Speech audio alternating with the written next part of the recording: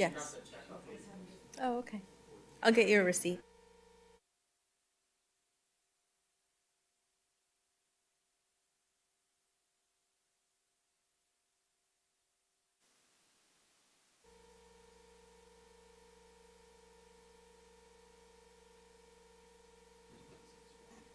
All right, good evening, everybody. Welcome to the City Council closed session for February 6th. We will open today's meeting at 5:03 PM. And do we have any public comments? Oh, I'm sorry, excuse me, roll call. Councilmember Martinez? Here. Councilmember White? Here. Councilmember Voigt? Here. Mayor Pro Tem Lara? Here. Mayor Finn? Here, thank you. And do we have any public comments for a closed session? I have no written requests. Rudy, do we have any callers on the line?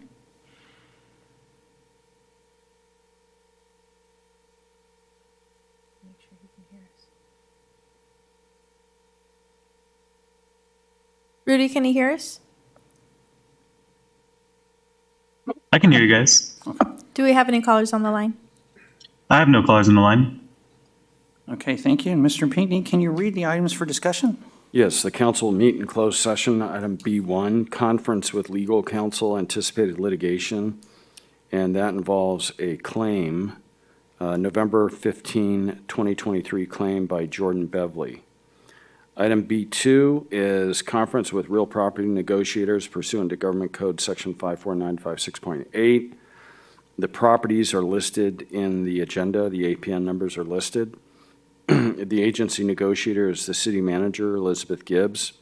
The negotiating parties are the city of Beaumont as potential purchaser and JRT BP1 LLC as potential seller. And under negotiation are price and terms. And then B3 is conference with with legal counsel regarding pending litigation. And that involves one case, Beaumont versus PB 240 LLC Detour Production Inc., and then the individuals that are listed as well on the agenda. And then B4 is conference with labor negotiators pursuant to Government Code Section 54957.6. The agency designated representatives are Mayor Finn and Councilmember Jessica Voigt, and the unrepresented employee is the city manager. Thank you, and we will adjourn to closed session at 5:05.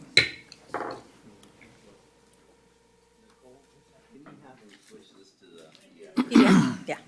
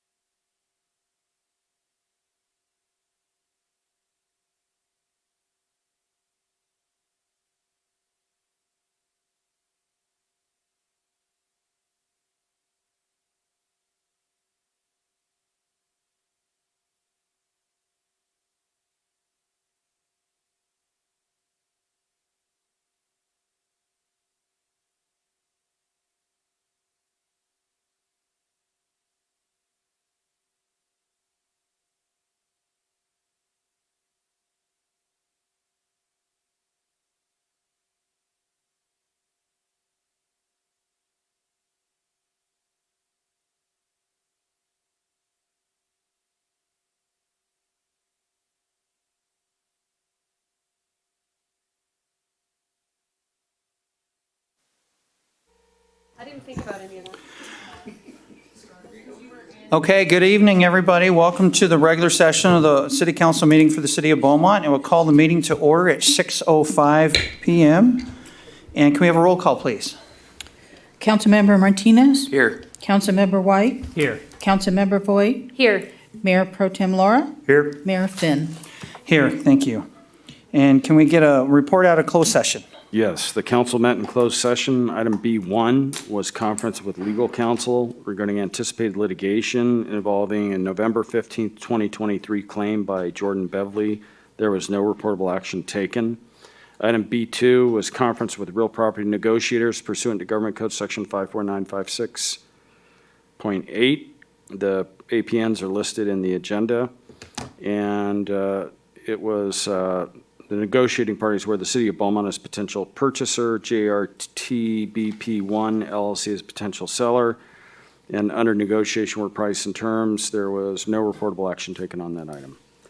Then item B3, conference with legal counsel regarding pending litigation pursuant to Government Code Section 54956.9D1. That involved one case, Beaumont versus PB240 LLC, Detour Production, Inc., and then two individuals listed in the agenda. There was reportable action taken on that item. There was a motion to approve a settlement, and the motion to approve the settlement, and under the terms of the settlement, the city would be reimbursed its costs and attorney fees, and the party would agree not to engage in the conduct that was prohibited by the code. Again, the motion was made by Councilmember Laura. The second was by Councilmember Voigt, and the vote was Mayor Finn in favor of approving the settlement, Mayor Pro Tem Voigt in favor, Councilmember Laura in favor, Councilmember White in favor, and Councilmember Martinez in favor. And then on item B4, that was conference with labor negotiators pursuant to Government Code Section 54957.6. The agency designated representatives, Mayor Finn and Councilmember Jessica Voigt. The unrepresented employee of the city manager. There was no reportable action taken in closed session on that item. And that concludes the report out. All right, thank you, sir. And we don't have any actions on requests for excused absences or anything. And so we will open the meeting with our invocation by Beaumont Police Department Chaplain Kelvin Bryant. Yes.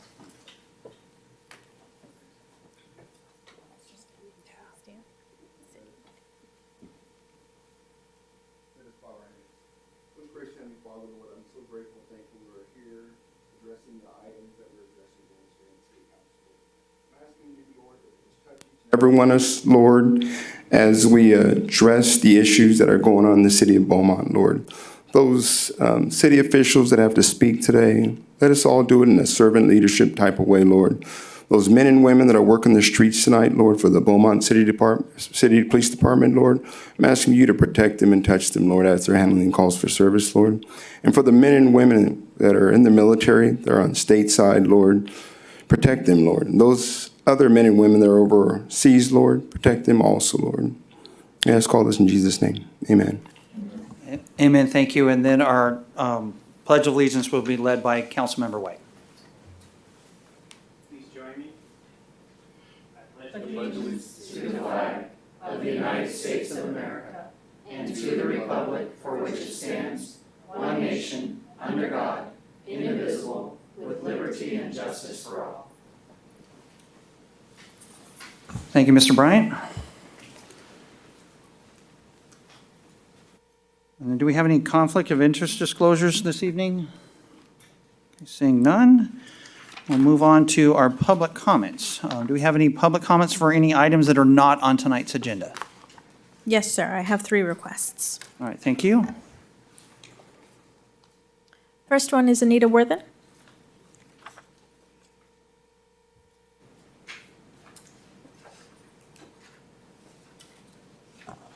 Thank you, Mayor and everyone. Thank you so much for helping us with our Veterans Expo. We're so proud and know that the city of Beaumont has been so helpful with us. Thank you, and we do have our veteran here that, well, of course we have our veteran Mayor David Finn, who has been so wonderfully helpful with us. But we do have Mike Simon, and he will speak more about it. But we thank you so much for being the leader in the pass area. Thank you, Anita. Next speaker is Mike Simon.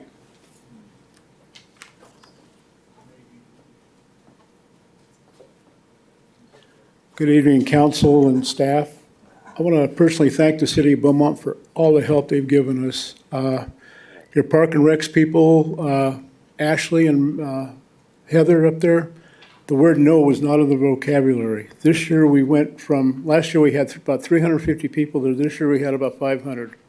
The job fair was very well taken. I've talked to many people who received jobs. It was one of the largest turnout, and especially a thanks to Beaumont Transit. They did a job. When it started raining, they were shuttling people.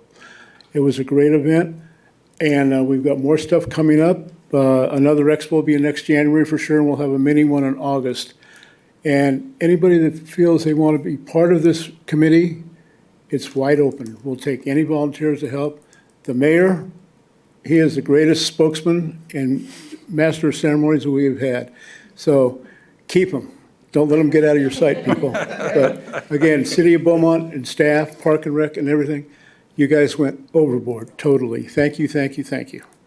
Mike, thank you, and thank you for your support with that as well. And then last speaker we have on the phone line. Rudy, can you go ahead and transfer in that phone call?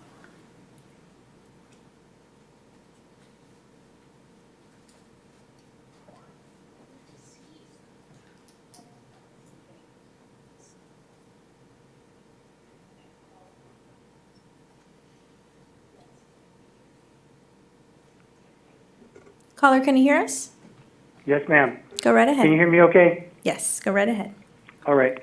Hey, Council, this is Ron Roy, Fairway Canyon, and I had a quick note about Beaumont Point, a specific plan. I have a lot of issues with the project, and I feel it should be denied. But I wanted to focus on one question, which is during the Planning Commission meetings on Beaumont Point, commissioners had questions about the habitat conservation lands on and around the project, notably the criteria itself. And I've learned that a criteria refinement analysis has been done on the project by the RCHCA, but it was never a part of the package on the website, and it was never brought forth in discussion. So I'm asking the council to invite the RCHCA to speak at the next council meeting about how the program applies to the Potrero Preserve and how, where it's appropriate to acquire lands, a private party acquire lands on this, on these criteria cells. If you look at the project, it overlaps a lot of the criteria cells. So I'm just focusing on if you could have a representative from the agency speak in 2 weeks. And please think about denying the project but that's my focus. Thank you. Thank you, Mr. Roy. Okay, so on to item G, consent calendar. Do we have any items to be pulled for discussion? Mayor, I'd like to pull a couple items. Okay. Item G11 and G13. G11 and G13. Do we have any others from any other council members? Yeah, Mayor, G4, please. G4 from Mr. Laura. Is that it, sir? That's all I have. Okay. And then do we have any public comments on the matter? I have no written requests. Rudy, do we have any callers on the line? I have no callers on the line. Okay, thank you. So can I get a motion for the other items? Sure, Mayor, I'll move to pass G1, 2, 3, 5, 6, 7, 8, 9, 10, and 12. I'll second. Okay, roll call, please. Councilmember Martinez? Yes. Councilmember White? Yes. Councilmember Voigt? Yes. Mayor Pro Tem Laura? Yes. Mayor Finn? Yes. Okay, so then we'll go on to item G4 for Mayor Pro Tem Laura. Yeah, just a quick question in regards to track 37426, which is Tri-Point Sundance, I believe. Looking at the map, I know that this does not share a boundary with Brookside. but about 8 months ago, they had submitted a plan. I don't know if I can ask this or if I need to. Had submitted a plan in regards to the improvements on Brookside. It was a draft. Has there been any other activity on this or in regards to that? Has Confirming TriPoint on- pursued that? Just to make sure you're asking about any more progress on Brookside. Yes. Okay.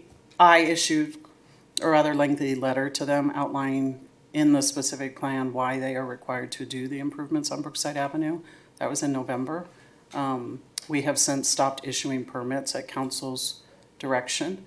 And we just received last week their response to that letter. So it's in review with our legal team right now. And I'm in discussions with our legal team on it. Okay, that's all I have on that. All right, thank you. So we'll hold a vote on that for the moment, and we will go to Mr. White for items G11 and G13. So on G11, first of all, I want to thank you. That's what we were asking for. But I wanted to see if we can refine it a little bit, and I'll explain to you what I'm talking about. Hold on one second.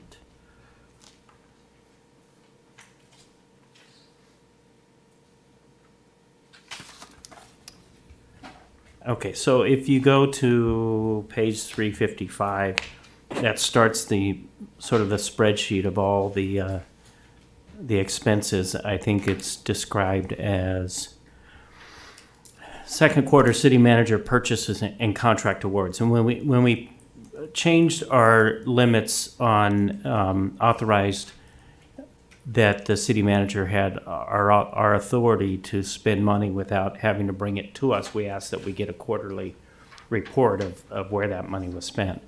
And I talked to Mr. Lar about this earlier today, and he reached out to Jennifer about two items that I had questions about, not really concerns. One item was $184,000 for the dump truck, and then the other one was the $102,000 for a chipper truck, and those were both listed under goods.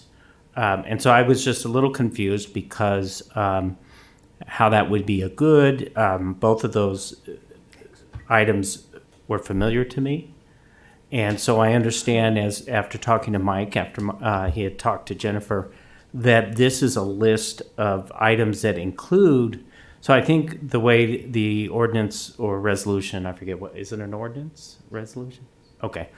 It's designed to say that we want to see items that are brought back or that the city manager has purchased or contracted for that weren't necessarily approved by us, but these items were on budget. They were approved in the CPI. And what I'd like to see is either one of two options, either one item that says, I don't really need to, personally, I don't need to see the ones that we've approved. And I understand that we may approve you at a certain dollar amount and then the amount is more, and you go ahead and make a decision on that. What I'd like to see I'd like to be able to look at a spreadsheet and see all the items I don't know about. And that would be, I think it'd be easier for me to go through here, because as I do with this, and as we do, I think, with the warrants, is we look for the big ticket items. I don't look at one that's $10,000, but when I see 189 and 102, those jump out at me. And again, if I either there's a column in here that says, already approved or came to council, that's okay. I would prefer just to see a spreadsheet of the items that we have not addressed or approved. Sure. So, Just, I want to try and reduce some of the noise so that I Right. can see. well, when we correctly. made the change was allowing the additional limit as long as it was improved in the budget. So Okay. if it was not improved with the budget, it has to come forward to council. So I think that's where it kind of makes it a little difficult for us to separate that out because of the way it was written. Okay, and that's what I'm asking, if we need to go back and rewrite it in a way that says, I just want to see the ones, when you do a contract without us knowing, because it's in the best interest and you have the authority to do it, I just would like to see that. So I just want to clarify that the second one, I only heard the 184. What was the second one? Well, I had 3 highlighted, but the other one was the, and these were just for examples, the chipper truck, the grounds crew box chipper truck. It's 6 from the bottom, Okay, for 102,000. And again, I remember these, right. but what I'm looking for, or what I think the oversight that I want to see, is things that I don't have any idea about. That should have been this entire list. I think the confusion, and I'll just take the dump truck, we originally brought that to council because we were getting quotes and then we were getting outbid. And so we came to council and said, give us the authorization to purchase up to, I think it was 220 or 250, which is over my limit. If we find something, we're going to issue the check right away. Well, down the road, we found one that was cheaper under my citing authority. And so that's why it's on this list. But all of these on here should not have come to council. But the example that you just gave me is one that I don't need to see here because it's less than what we approved. Correct. Yes. We brought it to council because it was supposed to be more than my signing authority. Correct. Yeah. Okay. Correct. And Mike reminded me that, and I'm okay with giving you the authority, your spending authority on items that are within the budget. But are you saying that, I mean, there are some items on here that I'm sure you could find a way to put them in the budget? For example, the DePuja contract, that may or may not be in the budget, but that's something I'd want to see. Okay. Because we have talked as being a member of the Subcommittee. 2x2 subcommittee. I knew it was coming, but those are the kinds of things that I would like to see, just those. So if there's a way that you could add another column, I don't want you to go through a lot of hoops to do it, but a column that said in the budget or been to council. I don't need details like when it was in council or where it was budgeted, but just something that says this is not what I'm looking for. Gotcha. Okay. Okay. Okay. So with that, I'll move to approve G4 and G11 before we talk on G12. I'll second. Okay. All right. So we got a first and a second. Roll call, please. Councilmember Martinez? Yes. Councilmember White? Yes. Councilmember Voigt? Yes. Mayor Pro Tem Laura? Yes. Mayor Finn? Yes. Okay, and then back to Mr. White for item G13. G12, I Or think. was it 12 you called out? I don't know. You called 13. It was 13. All right, so it was 13. Hang on. So it is 13. This is the one where it's the legislative update. Yeah. And what confused me is it said recommended action to hold a discussion. Right.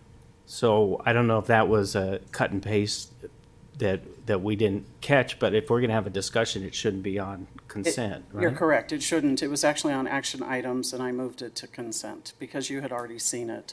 And so the whole discussion was when it was on an action item. Okay. So then That's when that we should have set been the corrected at agenda. that point, yeah. When the So- mayor and I met and we set the agenda, we agreed to move it to consent because council had already seen it once. Okay, so we've had that discussion that you needed. Correct. So does it even need to be on, did I miss something? Does it even need to be on consent? It should only say approve the city's 2024 Yeah. ledge platform. Okay. When we moved it to consent, I should have removed whole discussion. Okay, so I'll move to approve item G13. I'll second. Roll call, please. Councilmember Martinez? Yes. Councilmember White? Yes. Councilmember Voigt? Yes. Mayor Pro Tem Laura? Yes. Mayor Finn? Yes. You didn't think I looked at the consent items anymore, did you? Not enough detail. All right, so we'll move on to item H. Do we have a youth council report this evening? Mr. Martinez? Do you know? No, we do not have a report. They reported last week, and Okay. next week, we won't be there, but they are going to still hold, and they still have two tasks to go through. So, Okay, and so they're expecting one of the youth members then to come back at the next meeting yes, afterwards? that is correct. Okay, Thank you. very good, thank you. And so on to item I for public hearings. So item I1 is a public hearing in consideration of amendments to Beaumont Municipal Code, Chapter 5.64 peddlers and Chapter 5.66 sidewalk vending. Staff report by Ms. Christina, can't even talk today, Christina Taylor. Thank you, Mayor. Before you this evening are some proposed amendments to Beaumont Municipal Code, Chapters 5.64 and 5.66 related to peddlers and sidewalk vending. This is related to ensuring that public health, safety, and welfare continues to be maintained in light of some of the existing and new legislation. So back in November, City Council held a meeting regarding this ordinance, and we discussed some proposed amendments at that time. Staff took direction and went back and worked with the city attorney's office, and the result is what's before you this evening.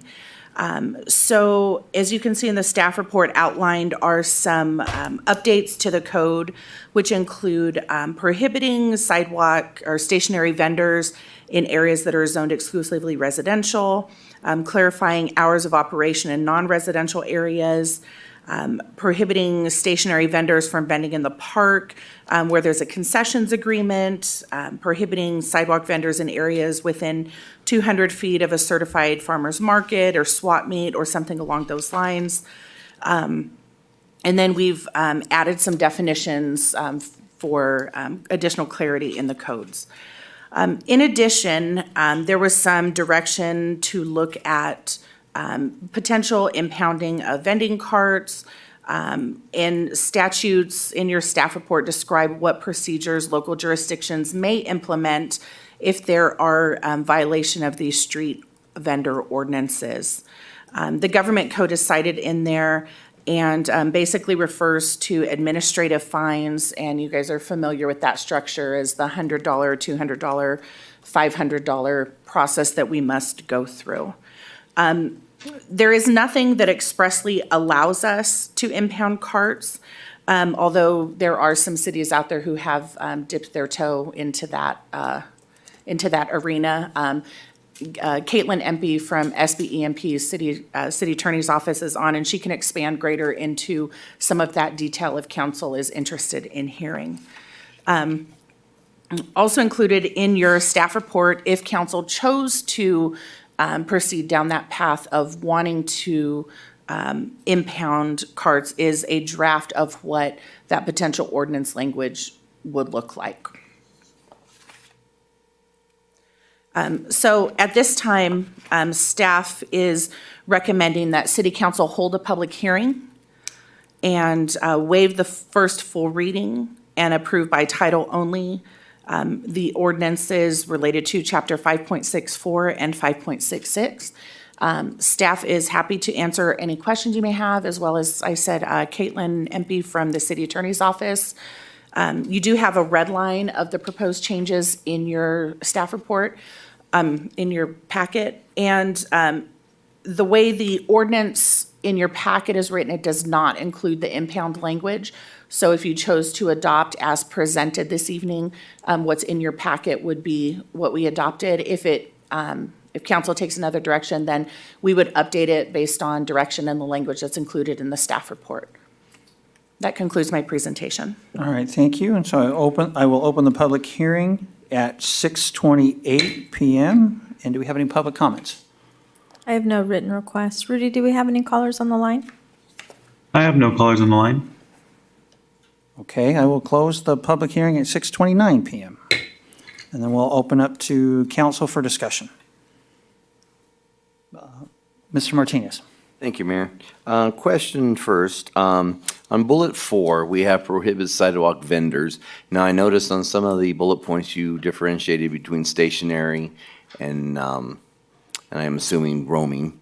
So on that 4, which one are we talking about when it says prohibits sidewalk vendors from being 200 feet of farmers markets, et cetera? So, I can speak to that, Christina. Okay, thank you. That is both Okay. stationary and roaming vendors. Okay. And just a couple of comments, and thank you, is I do support, I like the permit part. I really think that's necessary, so I like the way that language is put in there for sidewalk vending permit. It allows us to have a little bit more emphasis on penalties as opposed to without. 'Cause if you read the one and you go A through C, it's very, very weak. Thanks to the state, but it's very, very weak. And not until you get to a little bit more about the permit are you allowed to do a little bit more in fine. So I think that's important to keep that in. And as far as input on the impound, I'm not supportive at this point to look further into impound. I think we're getting into an area that is still evolving. And I don't think, and correct me from staff or from chief, if we've had issues where it would be necessary to go down that road, but I don't think we've had enough to really consider that at this time. So I'm not interested in looking further into impound language. But that's all I have. Thanks. All right, thank you, Mr. Martinez. Ms. Voigt? Yeah, I'd just like to agree with what Councilmember Martinez mentioned about impounding. I just don't think that we should be in the business necessarily of walking down that route currently. And I would absolutely support, moving forward with the way in which it's written here. Okay, thank you. And Mr. White? I agree with everything that has been said before me, with the exception of the impoundment. So let me ask a couple questions, maybe. Oh, Chief is gone. So item 1 in the impound says that if the materials are abandoned, if we don't have the authority to impound those materials, they just sit wherever they're abandoned?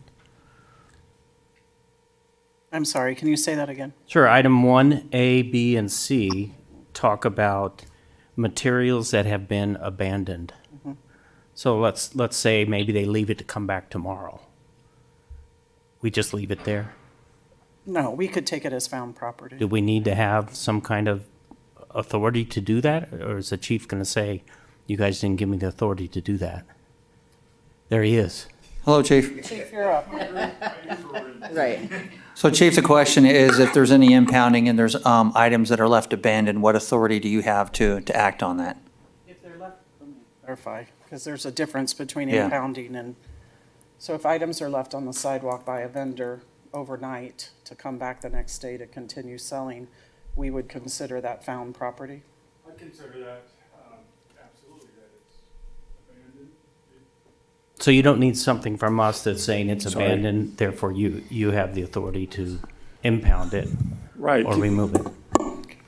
We just wouldn't know what the purpose is of what they left, and if it's debris or trash, or, even if they left a sign saying, hey, I'm coming back tomorrow, if there's some sort of a public nuisance or obstruction of the roadway or the pedestrian way, then we gotta, But just keep things because they safe. leave it there, if it doesn't fall into any of the other requirements you're suggesting, we leave it there?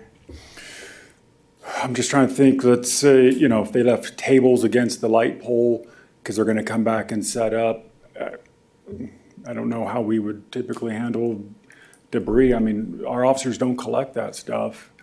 For example, if a bicycle's left or something's left, that's not something the patrol officers deal with. Okay. Like the structure? If I can just clarify that issue, there are other provisions in state law, depending on the circumstances of what's left, that would allow, if there's a nuisance or if there's found property that it could be collected. If there was a health and safety issue, obviously it could be collected. It doesn't need to be specifically in this code related to sidewalk vending. Okay, so let's go to another item. Item 2, I'm okay with the first 3 fines. I wonder, if someone's making enough money to keep paying $500. I guess fine number 4 is still $500. If fine number 3 it goes 100, 200, 500. Okay, so That's correct. Okay. So item number 3, the materials are creating an imminent and substantial danger or environmental hazard to the health, safety, and welfare of the public or property at the location of the vending cart. We don't have any, how do we approach that?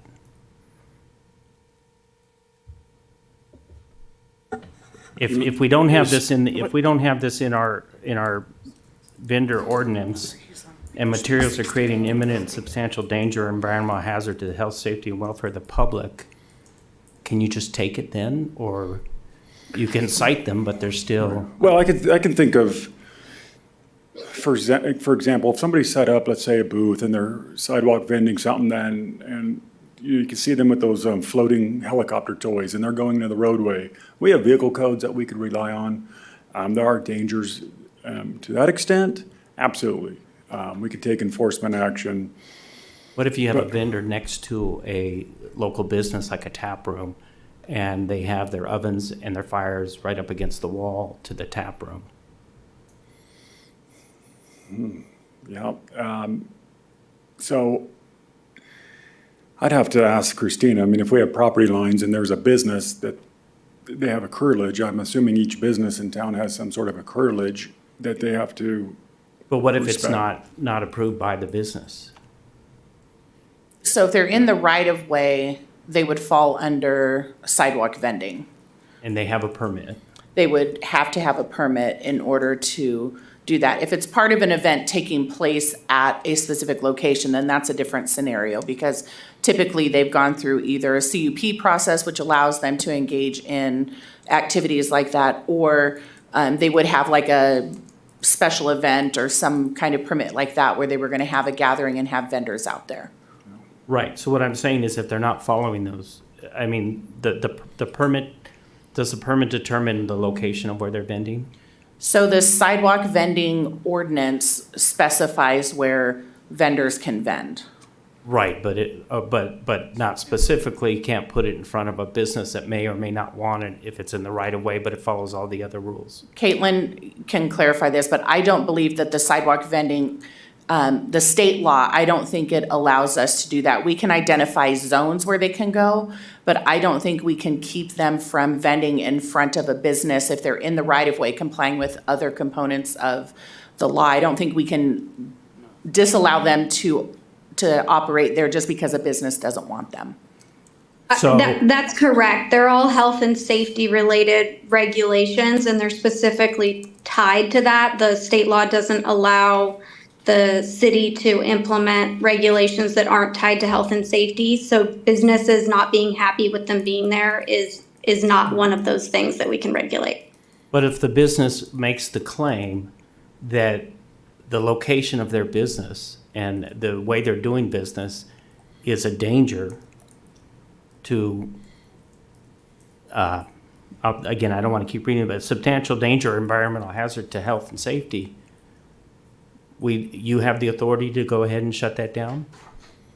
We would have to send either building or fire code, or depending on what the issue or what the potential hazard would be. Saturday night at 8 or 9 o'clock, you guys going to send out code enforcement? We currently don't have staff that works after hours. Okay, and then the last item is, again, you may already have the authority to do this, but materials are impounded as evidence of a crime or booked as property after the arrest of any vendor involving any city, county, state, or federal law or regulation.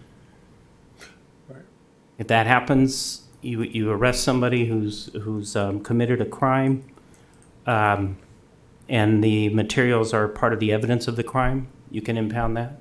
Correct. If it's material evidence, then we can collect it. Okay. Okay, so I'm okay with item number 2 not being there, but I really think, don't come back to me 6 months and tell me we didn't give you the authority to do one of these 3 things. That's fine. I'm just saying. I'm shooting in the I'm blind since I don't have the code in front of me. What's that? But I don't have the code in front of me, but. Well, this is a first reading, so you can Yeah. come back to the second reading and say, okay, Lloyd, these are all, you're worried about nothing. Yeah. But I think these are 3 important issues that you know, I think they're more important than feral cats, and you were stuck with the feral cats. I was stuck with the feral cats. This one, unfortunately, we're stuck with to a degree from the legislature. But if something is part of a crime, then we can seize it for evidence. In many cases, you know, we may have to call the fire department or the hazmat if there's something to the degree that you're speaking with, and they do work after hours. And we may encounter something, you know, there's always a series of firsts, and we may be the first to discover something that no city's thought of, and we may have to come back. And The good part about that is, we would. And if we'd get it fixed, if we had to get it fixed. But I'm thinking with the staff report that these are 4 items that other cities may have been taking into account. These, I don't know if Caitlin was going to answer that. So these. Yes, that's go ahead. correct. Okay. Some cities have implemented much broader provisions regarding impoundment. These were what I understood to be the focus of the council in terms of habitual offenders and health and safety concerns. So those are the ones we focused on. But other cities that have implemented these kind of provisions have gone both much narrower and much broader.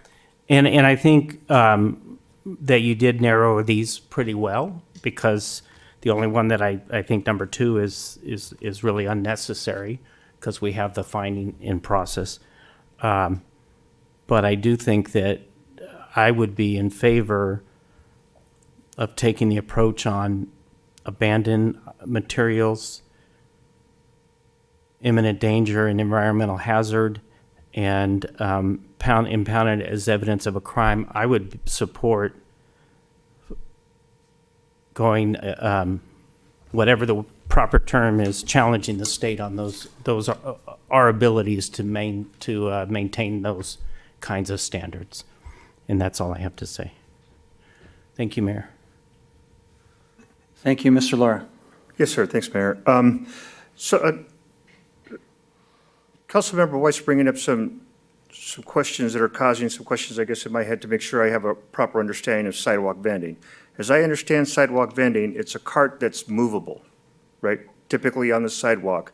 If you have somebody that's under an easy up with open flame or burners, we've dealt with them in the past where there's a phone call that's made, police officers go by and they tell the people to wrap it up and go because you're not legal, because you can't, health department won't legalize them, and if the health department doesn't legalize them, we don't issue a permit, at least we shouldn't be. Do I understand that correctly? That is correct. So really what we're talking about is peddlers, the guys who have like those 3-wheel bikes that have the stuff hanging off of them, and then they sell drinks and chips or whatever that is. It's a movable cart. If you're set up under an easy up on a street corner selling tamales out of an ice chest, that's not legal, correct? That doesn't fall under sidewalk vending, correct? Correct. And so at that point, a phone call would be made, whether it's during a normal work week, it would be code enforcement would go out and tell them that they need to leave. If it's after hours, police officer would go out and ask them to leave, right? So they'd pack up their stuff and then they'd be required to move on, because city doesn't allow that within their jurisdiction. Right? Am I understanding it correctly? I want to make sure that I have it. SB 946 was originally written to address non-motorized vending. So essentially what you said, the bikes, the push carts, Ice cream guy. ice cream guys, exactly. So we're not talking about like a motorized, I don't know where, I know in our ordinance, we do not allow for the easy ups or tables and chairs to be set up as part of an operation. Right, because as I understand it, at least by conversation with environmental health, they don't permit them, they don't inspect them. So there's no way to make sure that they're maintaining their health and safety standards. The public health and safety issue comes in with the temperature control of what they call, I think the term is like high-risk foods or something to that effect that they have in their guidelines. And so if it's like meat, dairy, they have a few other things in that category that need to be temperature regulated. And in my conversations with environmental health staff, the pop-up vendors don't meet the requirements for obtaining the health department certificate. And so we would not permit them. But a lot of the non-motorized, the push carts, or those sell prepackaged foods, which then fall under a different category and don't have the same public health risks as the high-risk foods. They're in a different category. Okay, thank you for that clarification. I just want to make sure I was clear in my head. So I have a question on the subject then. So if we have somebody with a 3-burner, outdoor stove that shows up on a vacant parcel and starts cooking stuff, that's not approved, correct? Correct. Okay. Yeah, we don't have any licensed, we don't have any that are like that are permitted to operate in the city. Okay. And then if someone were to set up shop in front of an existing business, and if they were completely blocking the sidewalk, then that would be an issue. Correct. Or if they were impeding on, in any way that would cause someone to step into the street and so forth. And then also, could it be a potential hazard then if they have an open flame that's under a canopy of that business and so forth? That's a no-no as well, correct?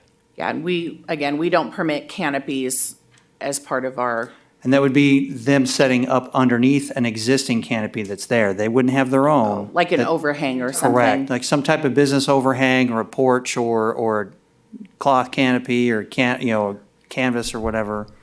They Right. can't come in and prepare food or have any, so I guess basically what I'm alluding to is there's no situation where we are going to allow open flame cooking of food out in the public without, because we don't issue permits on those, correct? Right, and again, as a sidewalk vendor, no. As part of a special event or something Understood, else, yeah, then yes, yeah. and there's inspections and things that go along with that. And my So, questions were in related this to the sidewalk vendor. context, Yeah. you're correct. Okay. Back to you. Okay, Ms. Martinez. Yeah, just to follow up. So again, on the impound thing, I see where it could have its potential, but when I look at impound, I think of liability. You have to give it in like condition. So what happens if they claim that we bent something or we broke something? Now we're liable to fix it or replace it. Plus the fact that you have the whole idea of them suing or at least asking, why did we take it in the first place? So I don't think we really need to go down that route, in my opinion. But Mr. White brought up an issue that I want to also comment on as far as the safety. So if we were to take out the impound language here, then number 3 would go as well, I'm assuming. My question is number 3 an unwritten rule as far as creating health and safety issues? Because what I'm looking at is if you have a sidewalk vendor that's set up by a business, all right, and they're creating like you had mentioned, Mayor, where they're blocking the entrance and so forth, and that's a safety thing. But if they're grease and stuff's falling on the ground, then you have a slipping hazard. So my question is, so if we don't have an impound language, could we go out and say, well, you're violating the sidewalk vending program and therefore issue a violation? Yeah. In other words, at the 4th one is when we would be able to pull their permit. And that would be our enforcement, is if we went out and, okay, they're there next week, you're still in the way, you're still dripping grease, you still have your flames by the building and so forth, so here's your 2nd violation for that.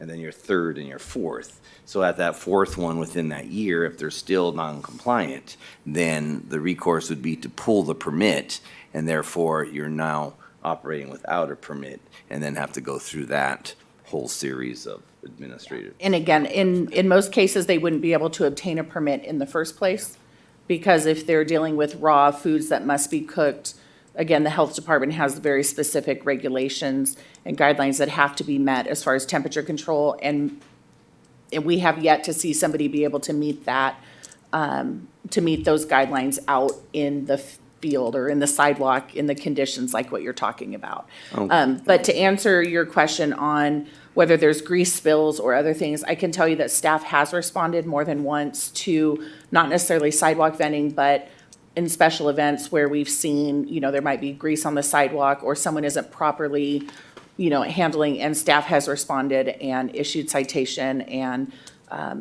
had to have them clean up and make sure that they were Okay, compliant. so it doesn't even have to, it could be a corn cart out Right. there dripping mayonnaise all over the place, and you still have the oil problem of Right. slipping and so forth, so, okay. Yeah. All right, thank you. Thank you, Mayor.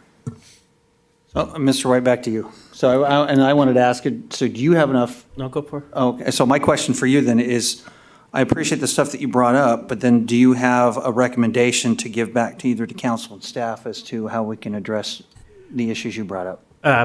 If the issues I brought up are, no one else sees a problem with those issues for street vendors, then I'm okay going with the consensus of the council. So if the rest of you believe that these are not issues because of their street vendors, but the reason I had my light on was I wanted to ask, if you take Mr. Laura and the mayor's examples, not street vendors, do we have the authority to impound when a pop-up or someone else who's got a permit violates number 3 or 4? Because I was thinking about this more than just street vendors, so thank you for bringing that up.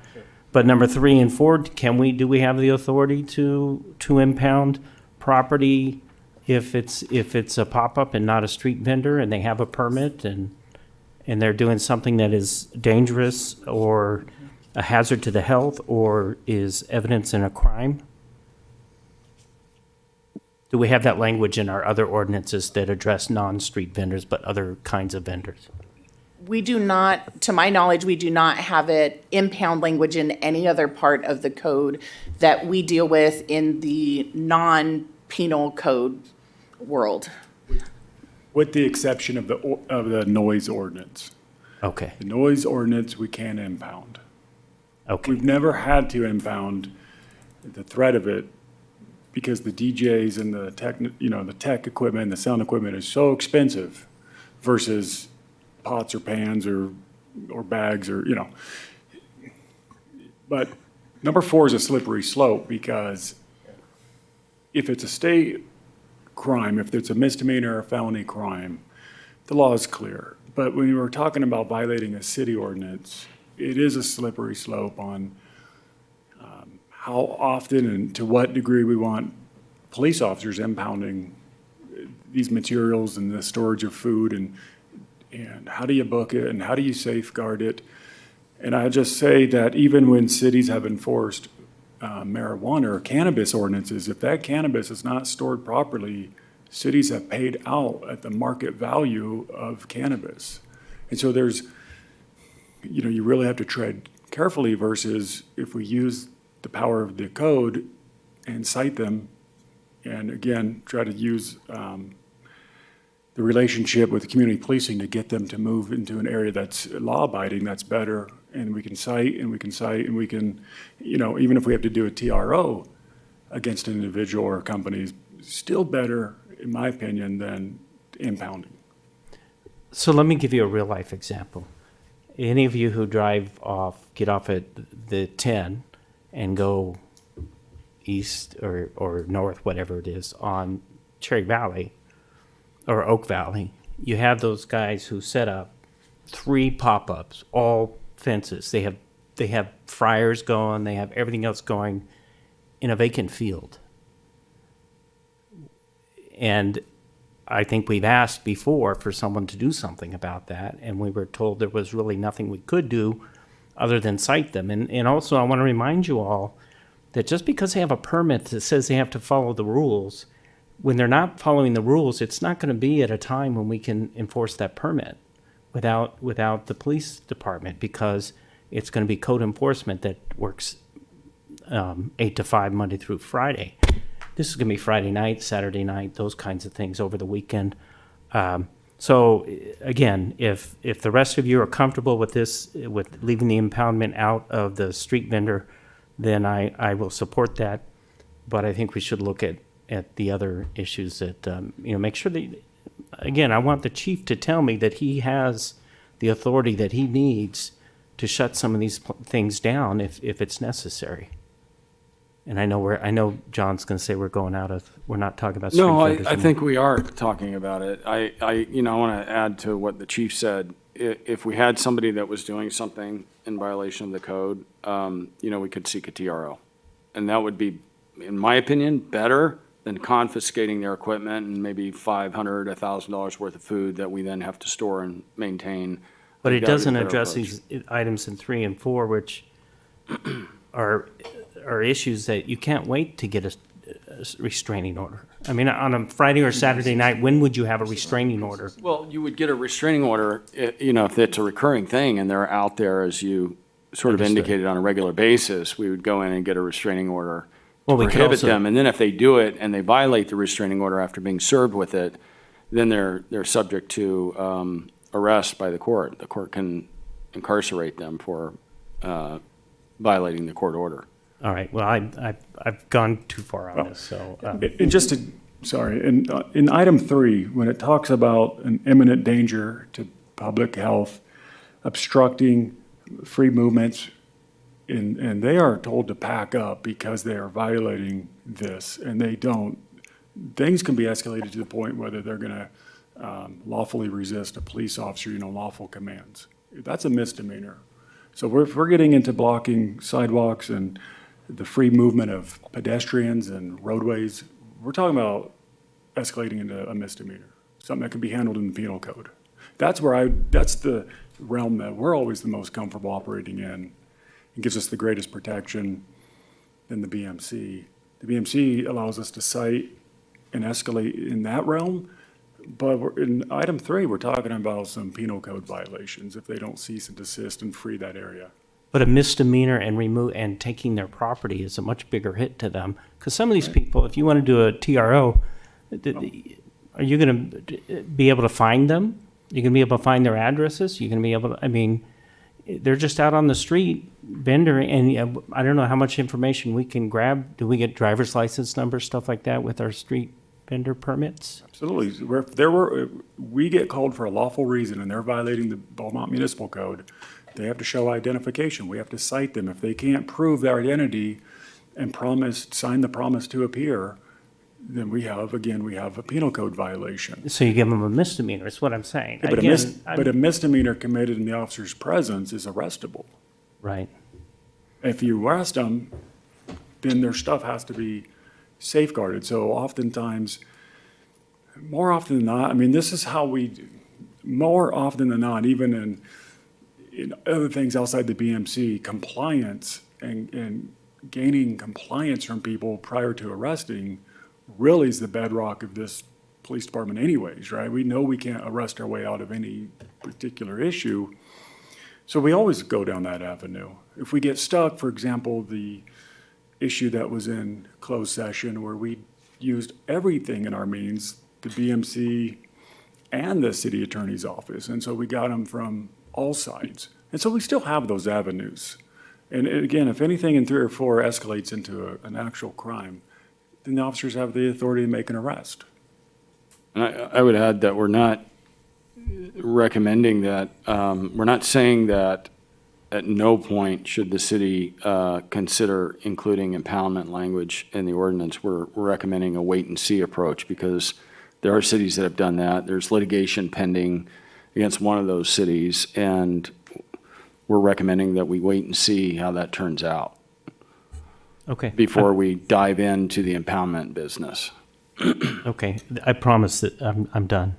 Okay, Mayor Pro Tem? Just real quick, I understand where Councilmember White's coming from, but in my experience with the County of Riverside, their code enforcement used to impound.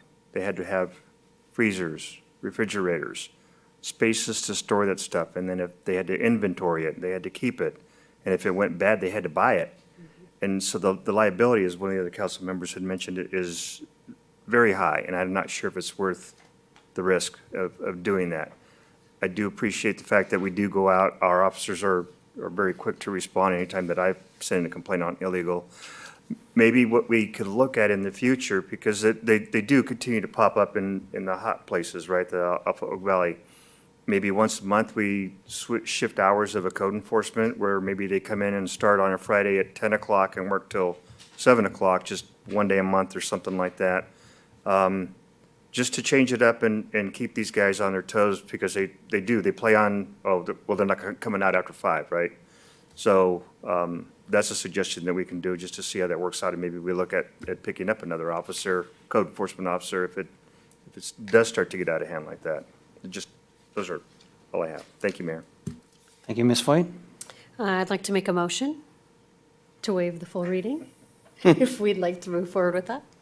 Mr. Okay with that, Martinez? Mr. Martinez down there?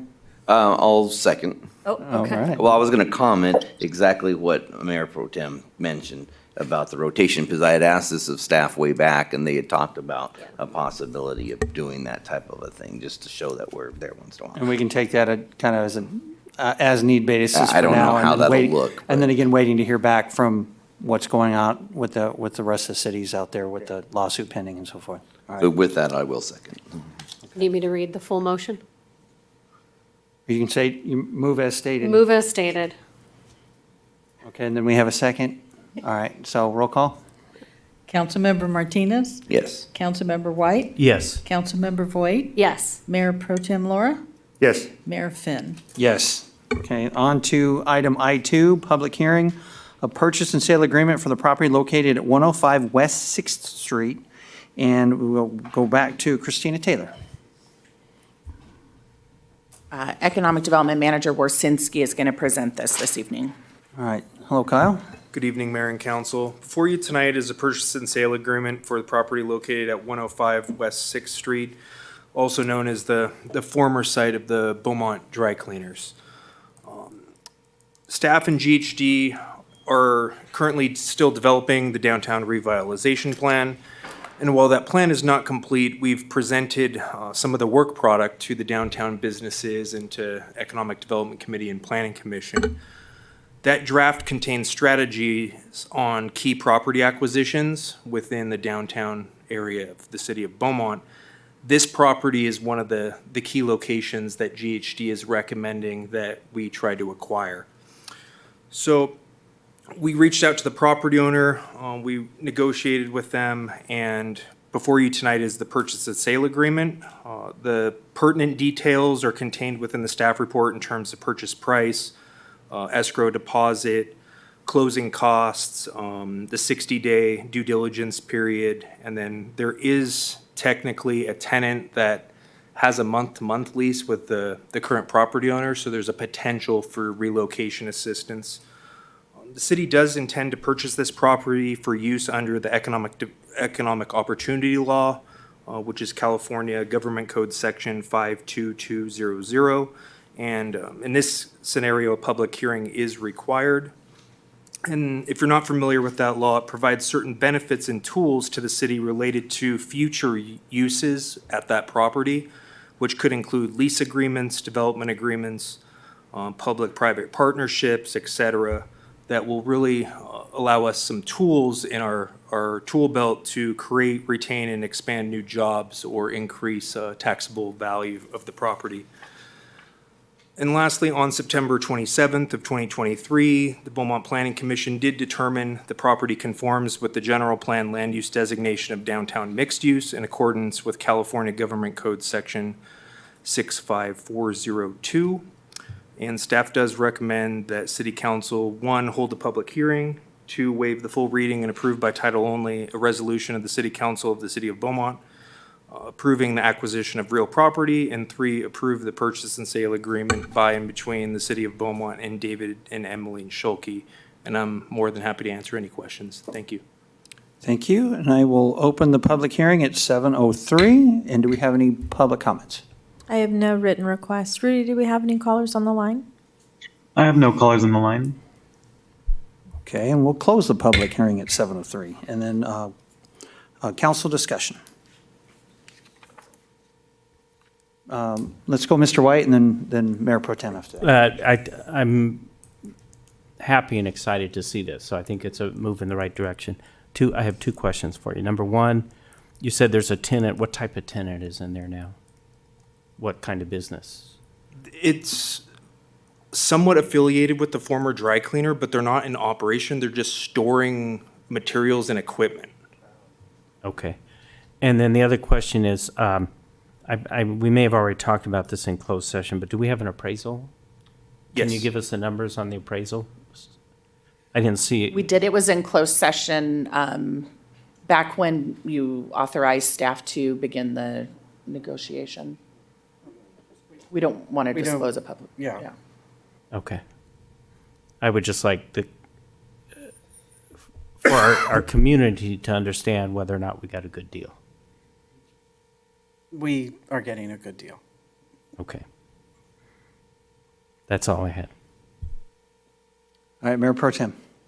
So, just real quick, and this may not go anywhere, but I see that the purchase price is at $338,500, right? Would we be looking to take that money, or could we look to take that money out of the 900,000 plus that we have for the downtown market night, or is that, we don't want to do that at this point? That would be at council's direction. The previous direction was to not use that money to purchase property. Right, Council, I want to bring that up because we're not getting a lot of bites on this $1 million that we've set aside.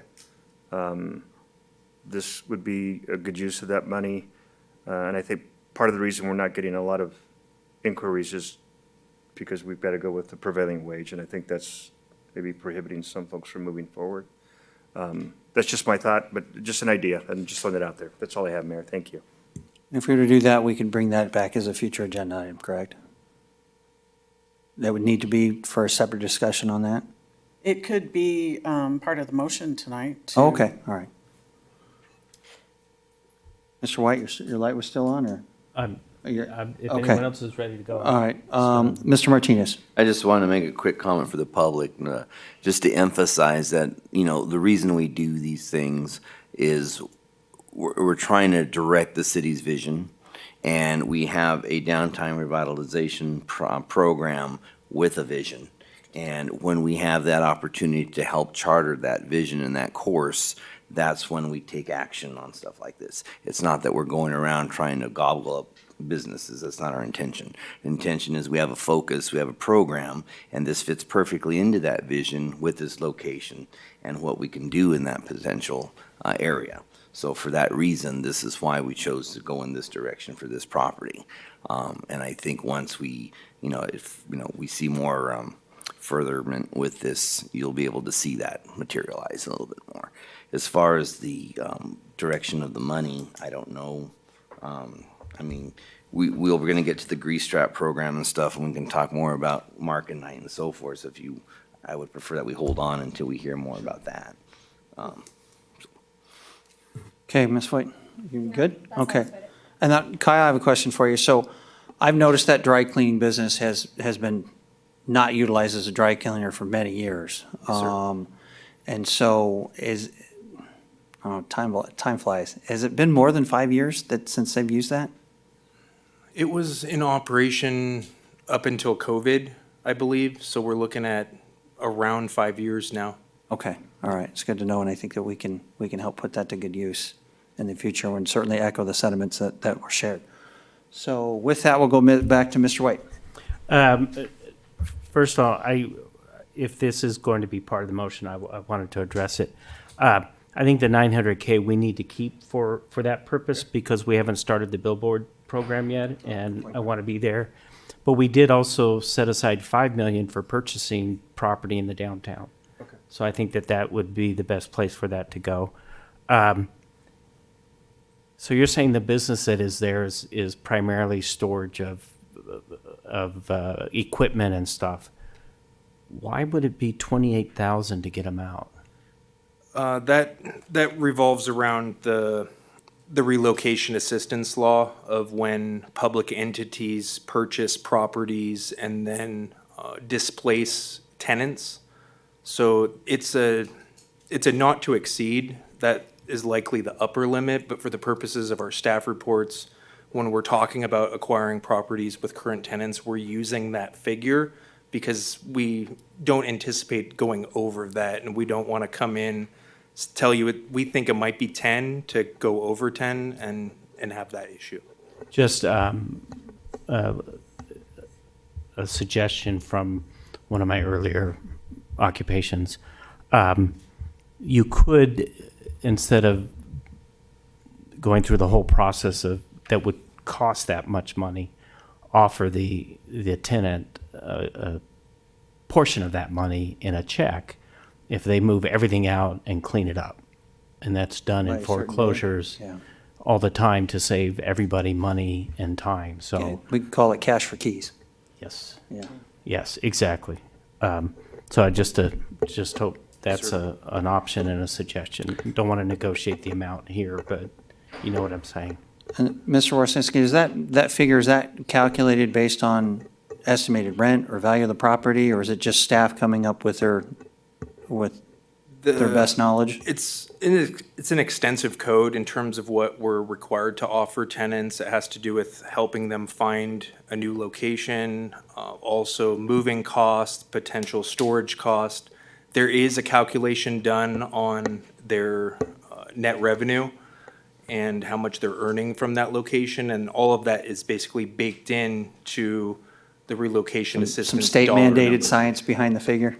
Yes, sir. All So right, we that works. just provide the dollar amount because we don't believe, working with the city attorney's office, it would likely be in excess of 28,000, but it's very hard to determine at the very beginning what it will cost us. Okay, so we ready for a motion, or? Yes. Mayor, I'll go ahead and make a motion to waive the full reading, approved by title only, a resolution of the City Council of the City of Beaumont, California, approving the acquisition of real property and approve the purchase and sale agreement by and between the City of Beaumont and David and Emmeline Schulke.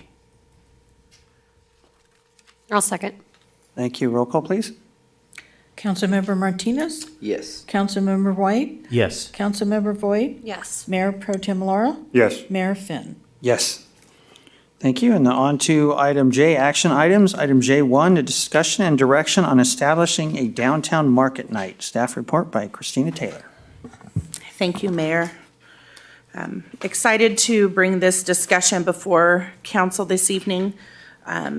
Throughout the past year, City Council and staff has spent considerable time and resources working on developing the Downtown Revitalization Plan, holding meetings with business owners and occupants of downtown buildings and businesses, and in general, a hearing from the community on things they would like to see downtown. One of the things that has been discussed and one of the goals for revitalizing downtown is to develop a market night which would draw residents and visitors. Staff has worked internally and as well as had numerous discussions with other jurisdictions who hold market nights, County of Riverside, Palm Springs, Redlands, et cetera, and looked at their policies and procedures, best practices, and all of those things. And we have drafted for council's consideration and discussion this evening, first of all, a policy document which addresses the rules and regulations for how a market night might function. And then the second part is a lot of what's contained in your staff report, which are the key factors that we've talked about, such as days and times, potential locations, issues that we could face depending on the time of the year that we hold a market night, whether or not to consider entertainment or alcohol sales, staff time and resources that would be needed to hold a market night, as well as things such as, do we charge vendors initially to participate? Do we use a third-party, not operator, but a third-party resource who does vendor coordination, which a lot of agencies do? And then overall cost on what it would take to run a market night and where council would like to pull those resources from if we choose to, if direction is given to staff to proceed. So really this evening, the goal is to have a discussion with council on whether or not we'd like to establish a market night and what that might look like. So I'm happy to walk through the rules and regulations policy document with you, or we can just have discussion based on the bullet points. I'll take direction from you at this time. All right, thank you. Do we have any public comments? I have no written requests. Rudy, do we have any callers on the line? I have no callers on the line. All right, thank you. Council discussion. Let's go with Ms. Voigt first. I would like to really thank staff for bringing this forward. I know this has kind of been a labor of love, but something that I'm excited to see. I think it's important to bring our community out of their homes and bring them together, and kind of coordinating this throughout the city. I like the approach of the first and third Thursday nights of the month, April through July. I initially was a little leery about Beaumont Avenue, but I think as we continue to push forward, I think being comfortable with the uncomfortable is sometimes a good thing. So I like that idea. I do think that we have alternate ways in which the traffic can be moved, and it does bring us straight downtown, which is what we're trying to do. I don't know if I really have too much on the signage. A maximum might be a good idea. But I don't know if I feel super strongly either way on that one. As far as it goes for fees, I really think that this is something that should be city-sponsored to get it up and off of the ground. And so I think that as we move forward with the success of the program, then just ensuring that we make it clear to whoever applies to be a vendor that, for now, this is city-supported, but, has the potential to change as we move forward and as it gains traction. But I really think that it being funded by the city initially is, something that I think should be supported in this manner. I saw on here that 5 p.m. was the start time.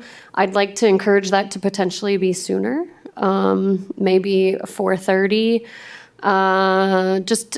Those that are coming out or coming from work, it just kind of gives us a little bit of a longer time maybe for those vendors, just an opportunity to maybe have them set up a little bit sooner, as well as give those that are getting off work the ability to plan an alternate route.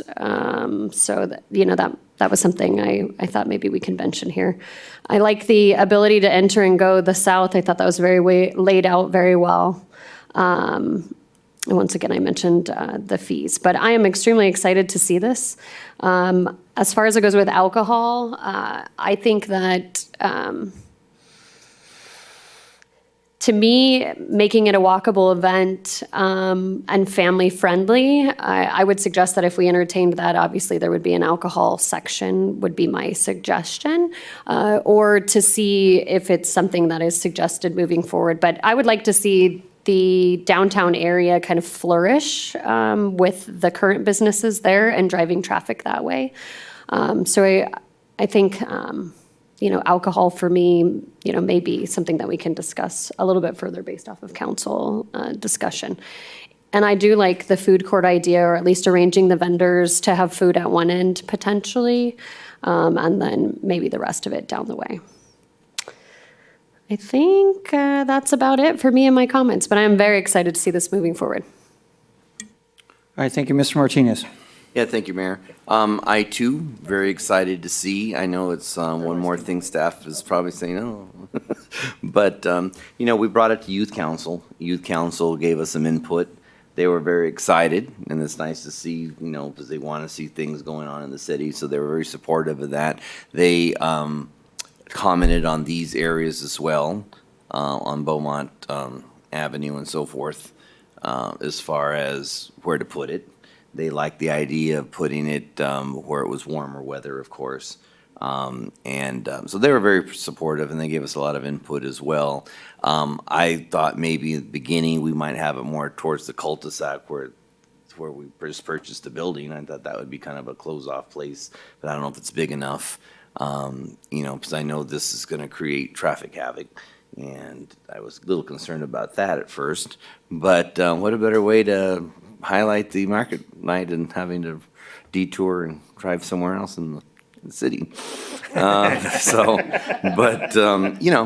supportive. I don't want to micromanage. So, whatever, council input, I'll support. But, the goal again is to bring people into the city, hopefully, that may not frequent here, to see what we have, even though it's in the downtown part and not necessarily the commercial part. That's the whole idea, is to kind of bring them in, and hopefully people that come in that might have business can kind of see maybe that future vision as well. But showcase the city, I think it's a good start. We'll obviously be fine tuning it as we go and seeing how the first year goes and having a reflection and seeing what worked and what didn't work. But I'm supportive, and again, I think this is a good use of the funds. And I'm looking forward to seeing how it works and reflecting on how we can improve or modify and so forth. Right? So I'm looking forward to hearing from council as far as your ideas. Thank you. All right, thank you. Mayor Pro Tem? Yeah, thank you, Mayor. Really quickly, you did receive the copy of my suggested revisions and things. I just want to make sure that you have that, so we don't Yes, We don't I have to do. discuss. Okay. And then I think it was brought up by one of the other council members, but maybe we make sure we include California ID as a part of, like, we require them to have the permit just in case they get cited, just to make sure that that is assisting the police officers. And then,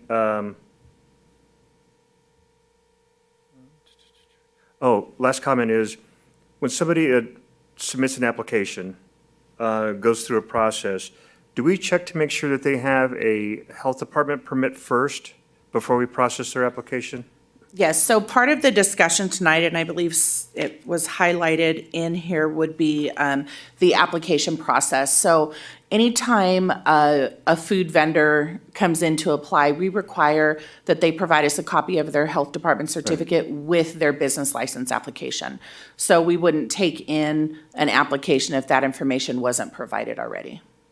Okay, just wanted to make sure. And then you've got my other comments, and thank you very much. That's all I have, Mayor. All right, thank you. Ms. White? Yeah, I am excited about this as well, but I think Beaumont Avenue is the right place to do it, because I think it will also promote when people go to turn off on Beaumont Avenue the first Thursday, they're going to go, what's this?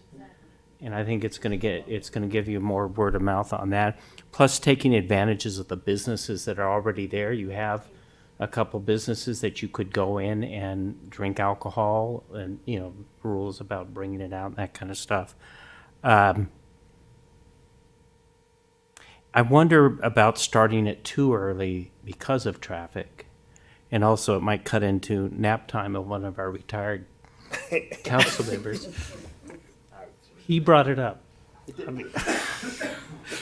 So, no, I would, I don't know, 4:30, what time's the Redlands one start usually? I don't think it starts, I think it starts at 6. Redlands they don't do it anymore. It was right? an evening, but they no longer do their night market. So they've moved to just a Saturday morning, but I think it was somewhere around 5 or 6. Yeah. Was it about 5? Because they start shutting the street down about 2. Well, that's what I was thinking, is really the street shutdown is Yeah. that time frame that I think should begin at 4:30, so that you're giving everybody opportunity to get the car out for the start time to potentially be a little bit later. Yeah, and that, Yeah. that remained highlighted in here for just purposes of this discussion, because if council's direction was different than Beaumont Avenue, we would go back and visit with staff to really look at, okay, if we move it to this location, then how much time do we need to close down where and all that. So some of the highlighted components in here will then be firmed up once we come back with the direction that council has given, so. Yeah, and I think 8th Street provides a good location for the detour. Yes, To start yeah. or stop. So, anyways, that's all I had. Yeah, I'll jump in too, and I think it's a great idea. And as Mr. White points out, of where the traffic goes around and so forth. Anytime that alcohol's served, I always get a little cautious, and so I'd assume that we would have a walking PD on site for that, or? We're not recommending alcohol service at all. Okay. Staff, it does create a greater need for public safety presence, but we also took into consideration that the businesses, there are 3 businesses right within that block, just off the top of my head, that currently serve alcohol. As we get feedback from participants and maybe as it grows, we can look at fine tuning. We can talk to ABC, who staff works with regularly on other types of alcohol uses, to see, what the best option would be if the city were to be the sponsor of Market Night, what our role is and what kind of regulations we'd have to have in place.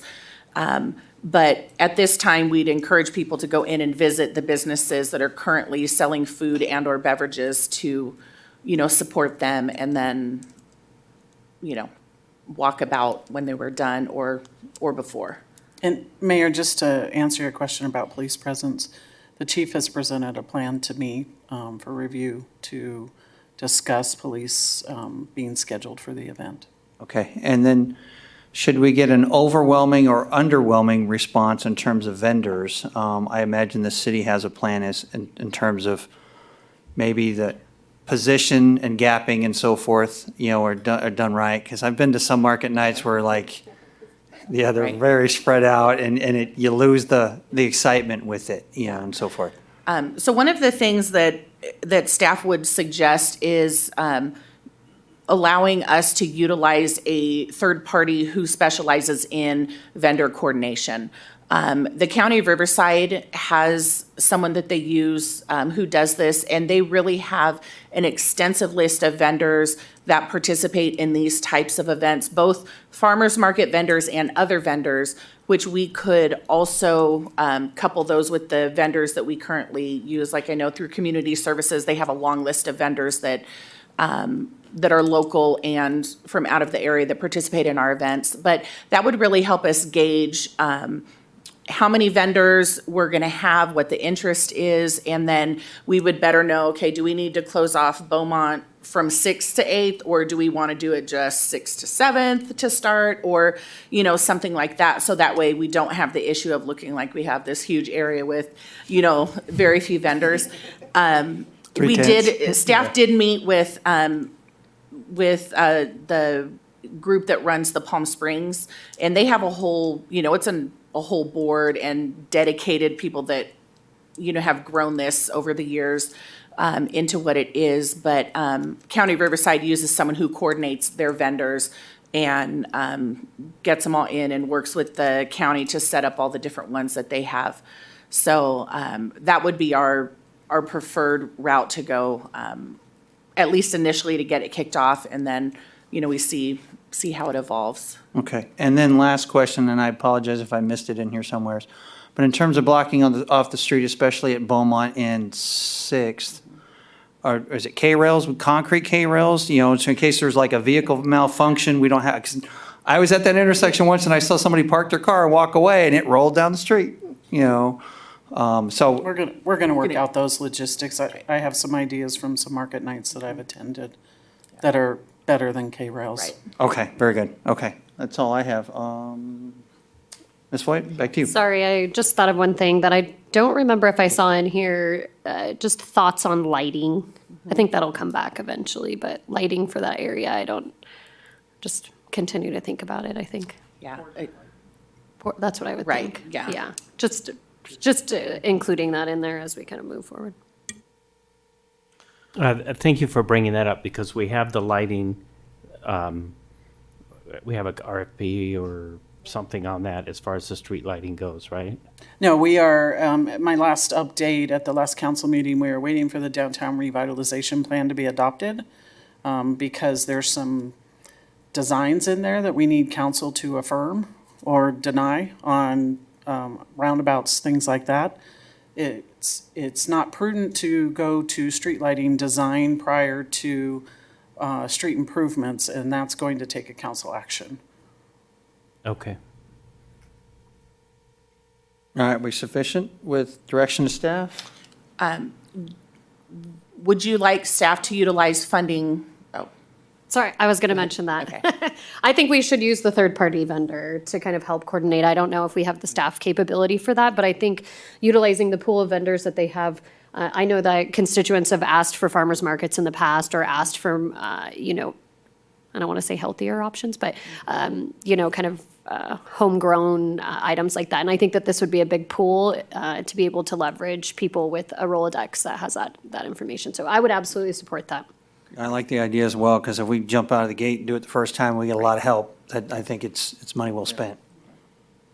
We good there? And I think you mentioned in the report the funding possibly from the 900K that we were talking about earlier. yes, so since we have that pot as sort of the downtown incentive program money, we thought that would probably be the most appropriate pot to take the funding from, since there's plenty of it right now. And then depending on what the costs are looking like between now and, you know, the budget season, which is currently kicked off, we can bring that back as a program, as a new, you know, budget line item if council would like to see money allocated specifically for that, or we can include it as a line item in the downtown different projects that we have. So I can work with the city manager on that.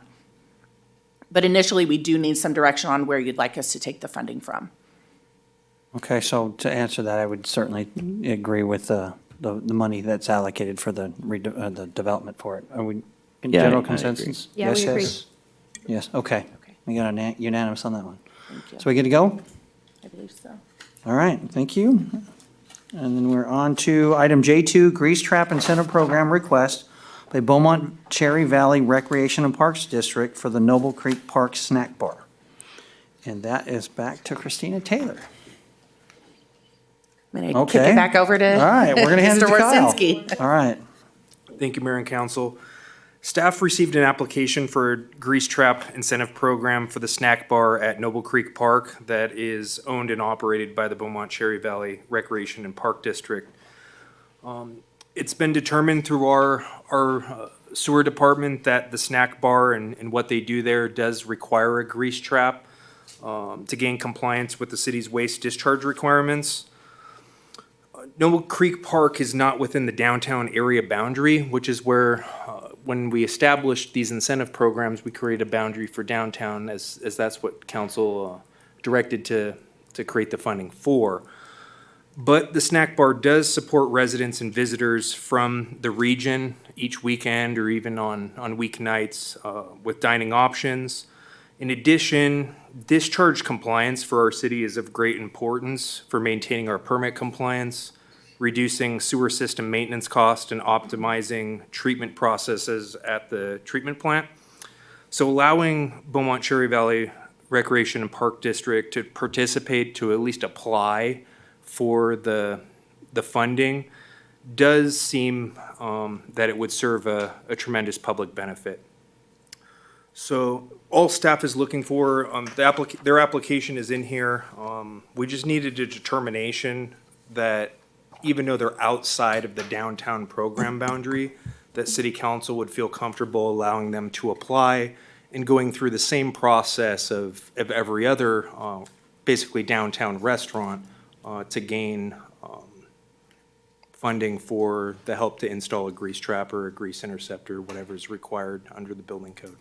So staff does recommend that City Council allow Beaumont Cherry Valley Rec and Park District to participate in the incentive program for the installation of the required eligible equipment in the snack bar at Noble Creek Park. I can answer any questions. Thank you. All right, thank you. Do you have any public comments? I have no written requests. Rudy, do we have any callers on the line? I have no callers on the line. All right, thank you. We'll go to Mayor Pro Tem Laura first. Yes, thank you very much. I think this is a great idea. Plus, it helps support our partners at Beaumont Cherry Valley Recreation Park. I'd also suggest, and it benefits the long-term or wastewater treatment plant. And I wouldn't have a problem if we expanded that to other restaurants that need that, only because it does benefit our wastewater treatment plant as well. So that's all I have, Mayor. Thank you. All right, thank you, Ms. White. Yeah, I'm in agreement as well. I think that so many of our kids spend hours and hours and hours at this park, and oftentimes that's where their dinner comes from or all sorts of other things. And I know that I appreciate it when I go there and frequent it, and so I would absolutely recommend that. I agree with Mayor Pro Tem Lara as well that we should expand this opportunity for other restaurants that are in the city as well. I think that it's absolutely valuable for us moving forward for maintenance. Thank you, Mr. White. My comment was also taken by Mr. Laura and Ms. Boyd. I think we should offer to extend it to some of the other existing businesses that may not be in the downtown, as long as we still have the resources to do it. And just a clarification on that, this would, any other business that may wish to join in on that would tend to be in central Beaumont, not the newer construction off of Second Street Marketplace and so forth, yeah. correct? Any new construction that comes in, if we know it's going to be a restaurant, they're going to be, or whether they know it's going to be a restaurant or there's potential to be a restaurant, we would have them install one. This would go to existing buildings that might not have ever had a restaurant in or had a restaurant operating without a grease interceptor. Okay, all right, thank you. And so, I'll go ahead Need a and, motion? yeah, I'll make a motion to allow Beaumont Cherry Valley Recreation and Parks District to participate in the Grease Trap Incentive Program for installation of the required eligible equipment in the snack bar at Noble Creek Park. I'll second that. Roll call, please. Councilmember Martinez? Yes. Councilmember White? Yes. Councilmember Voigt? Yes. Mayor Pro Tem Laura? Yes. Mayor Finn? Yes. Okay, on to item J3, adoption and amendments to the policy on land use and sensitive receptors at surplus program. And I have it on my sheet. It's Christina Taylor again. It is indeed me. All right. I think this is my last one for the night, guys. So before you is continued discussion from a meeting or a few meetings ago where staff brought forward a recommendation to formalize the community benefit fee section of the PLUS program to assess projects on a case-by-case basis to determine the appropriate community benefit fee.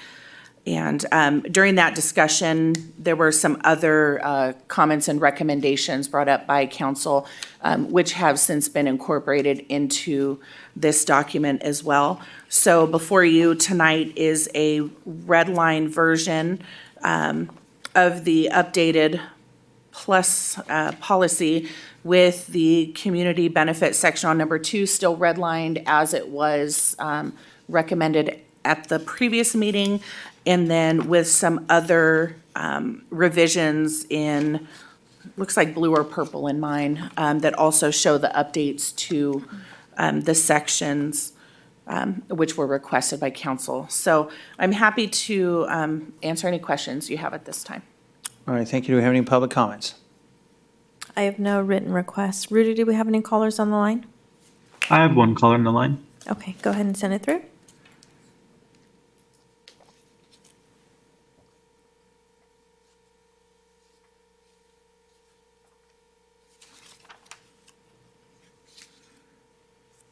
Caller, can you hear us?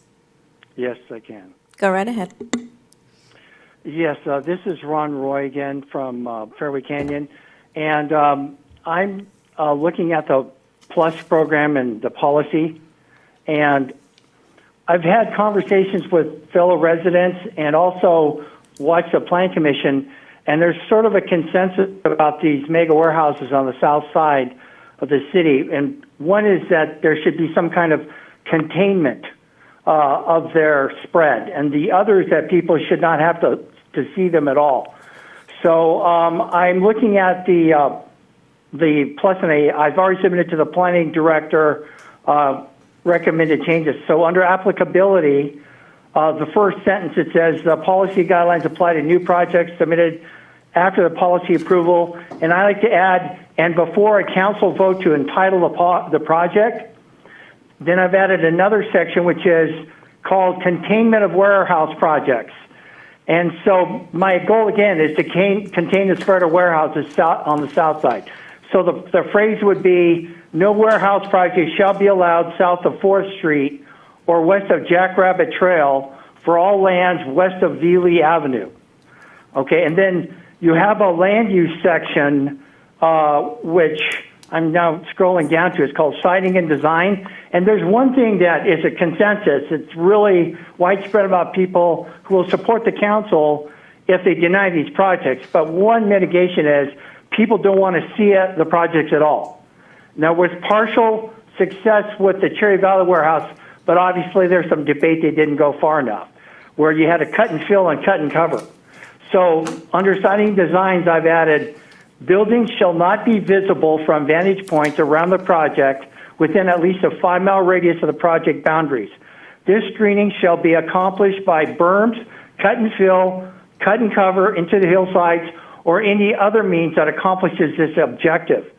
For hillside projects, buildings shall be built into and or beneath or below hillsides so that at least 60% of all building heights are behind the original hillside slopes and original grade.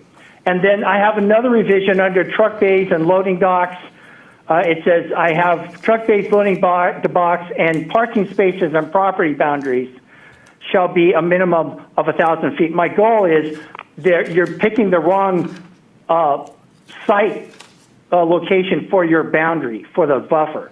I think you need to pick the property boundary rather than a dock or loading bay, because the pollution sources are the diesel trucks who are spread out on the parking lot, and they're going to be idling, or they're going to be parked you're going to have refrigeration units in the short term spewing out diesel.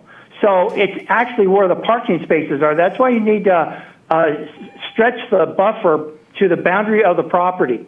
And I have submitted a revision to the planning director. I hope you have a chance to take a look. People don't want warehouses. You got to contain it. Don't rob us of our way of life here and our identity. We're a unique community. If you keep allowing 50 million square foot of warehouse, we're going to look like any other town in the IE. Okay, thanks. Thank you, Mr. Roy. Okay, council discussion? There were no more comments than that? Rudy, do we have any other callers on the line? I have no other callers on the line. Okay, thank you. Mayor Pro Tem Laura. Yes, thank you very much, Mayor. Really quickly, just kind of going through the plus policy, which I think is great. Under construction phase, item 5. In my past experience, having a sign posted that has a name and phone number of a contact person, should you have a wind event, where they can contact and get water trucks on the site, can be helpful. Under siting and design, I'd like any reduction, because they could take reductions if they put in berms, but any reduction needs to be approved by staff, is what I'm adding in there. Item number 7, with the minimum caliper, the trunk measurements, at least based on my research online, is from 2.5 to 3.5 inches, not 1.5. So if we could increase that size, please. I like the varied pad heights that we have there. If possible, blend with existing topography and provide visual dimension to reduce visible height of structure. Under 13, I have mechanical structural equipment shall be placed out of public view and completely screened. Sometimes what they'll do is they'll screen just the front side or the back side, and you can still see it as you're driving by it. Facility operations prohibit truck drivers from idling for more than 5 minutes is what I changed there. I have idling for. Are you referring to number 1 on operations? Number 1 under operation, I apologize. It says for idling more than 5 minutes. What did you want to change to? Yeah, I'm sorry. Yeah, you leave it as is. And I think that addresses the caller's comment and concerns as well. The other thing that I liked is that if that is a common issue, that they have to put in electrical outlets out there. Yeah, that's pretty common these days. Yeah. I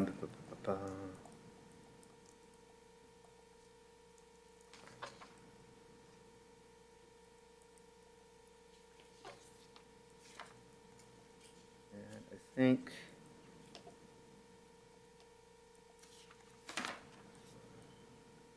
and there are other items I'll bring up under a different topic, but to the caller's comments, trying to contain warehouses, that's something that should have been brought up and discussed during the community events that we had for the general plan discussion, correct?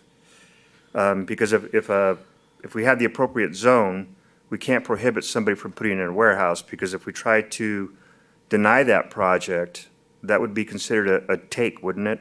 In other words, you're preventing somebody from building on their property, is that? So if the zoning, if the use proposed matches what's allowed in the zoning, then yes, we're required to approve it if it meets all of the development standards.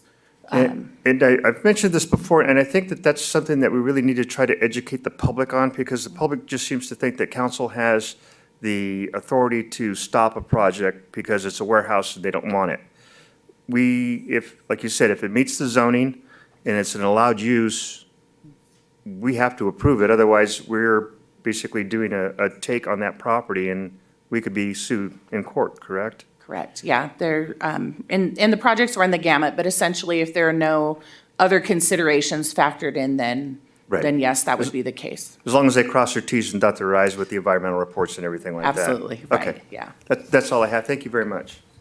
And I'll jump in with a question. So we had, I think I'd asked this before, So any updates that we do to this policy is anything that's new that's coming in for review. So anything that's currently under review wouldn't fall under these standards, is that correct?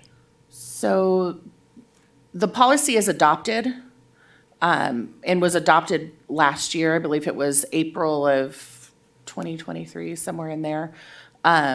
So, yeah, I updated the date on the bottom, so now I don't know. So anything that's come in after the initial adoption date of this policy would be subject to this policy. Okay, and so I know that there'll be Beaumont Point that would be coming to the council. Would they be subject to this? They Because they started many way years before. ago. Yeah. They've been in for about 5 years now. Okay, so I asked the question just to point that out, so thank you. Mr. Martinez? But just on that note, they can always volunteer to participate, whether they're required to or not. Comment I have, I just want to comment on the red line. I like the way it looks. I think it gives us that flexibility and it's negotiable. And it allows the projects to be evaluated case by case because each project presents its own issues and its own impacts. And I think by allowing us to have that ability to be flexible per project, it allows us to really focus on those impacts they might bring to the community. So I just want to mention that I support that and I like the way it looked. And thank you, Mayor Pro Tem, for all your details on the other ones. I appreciate that. But All right, that's all I have. Thank you, Mayor. Thank you, Mr. White. Yeah, I would like to, first of all, I agree with the acceptance of all the redlining and updates you have here. I'd like to suggest sort of response to the caller as well as response to some of the ideas that Mr. Lara brought forward. That it's actually, we have created a committee to review things like what the caller has brought up, not the planning director. So I would suggest that we take into account those ideas as well as any suggestions brought forward by council members up here, that goes back to the Plus Committee to hammer it out and then bring it back after the discussion has been made on those topics. That's my suggestion. Oh, very good. I think it's a great one. I think that puts the committee to work. So, great idea. Anything else, or do we ready for a motion, or do we have any other adjustments, or do we? I could make a motion to adopt the updated policy land use with what you have here. Okay. And then all of the additional stuff that was brought up goes through the Plus Committee. Okay, and I can second that. Roll call, please. Councilmember Martinez? Yes. Councilmember White? Yes. Councilmember Voigt? Yes. Mayor Pro Tem Laura? Yes. Mayor Finn? Yes. Thank you. Real quick, just for clarification, would council like to see this back on the consent calendar next meeting with, in its full version with no red lines? Or should I just take the red lines out and be done? I'm okay with red lines out and be done. Okay, thank you. I'm good with that. Okay, thank you. And then so on to item J4, fiscal year 2023 to 2024 mid-year budget report, and that is from our finance director, Jennifer Eustachian. Good evening, Mayor and Council. I'll give Christina a little bit of a break. What I have for you this evening is the mid-year budget report. Report focuses on current fiscal year and provides analysis of adopted budget revenues and expenditure appropriations. I'm going to, the report is pretty lengthy and in detail and a lot of analysis.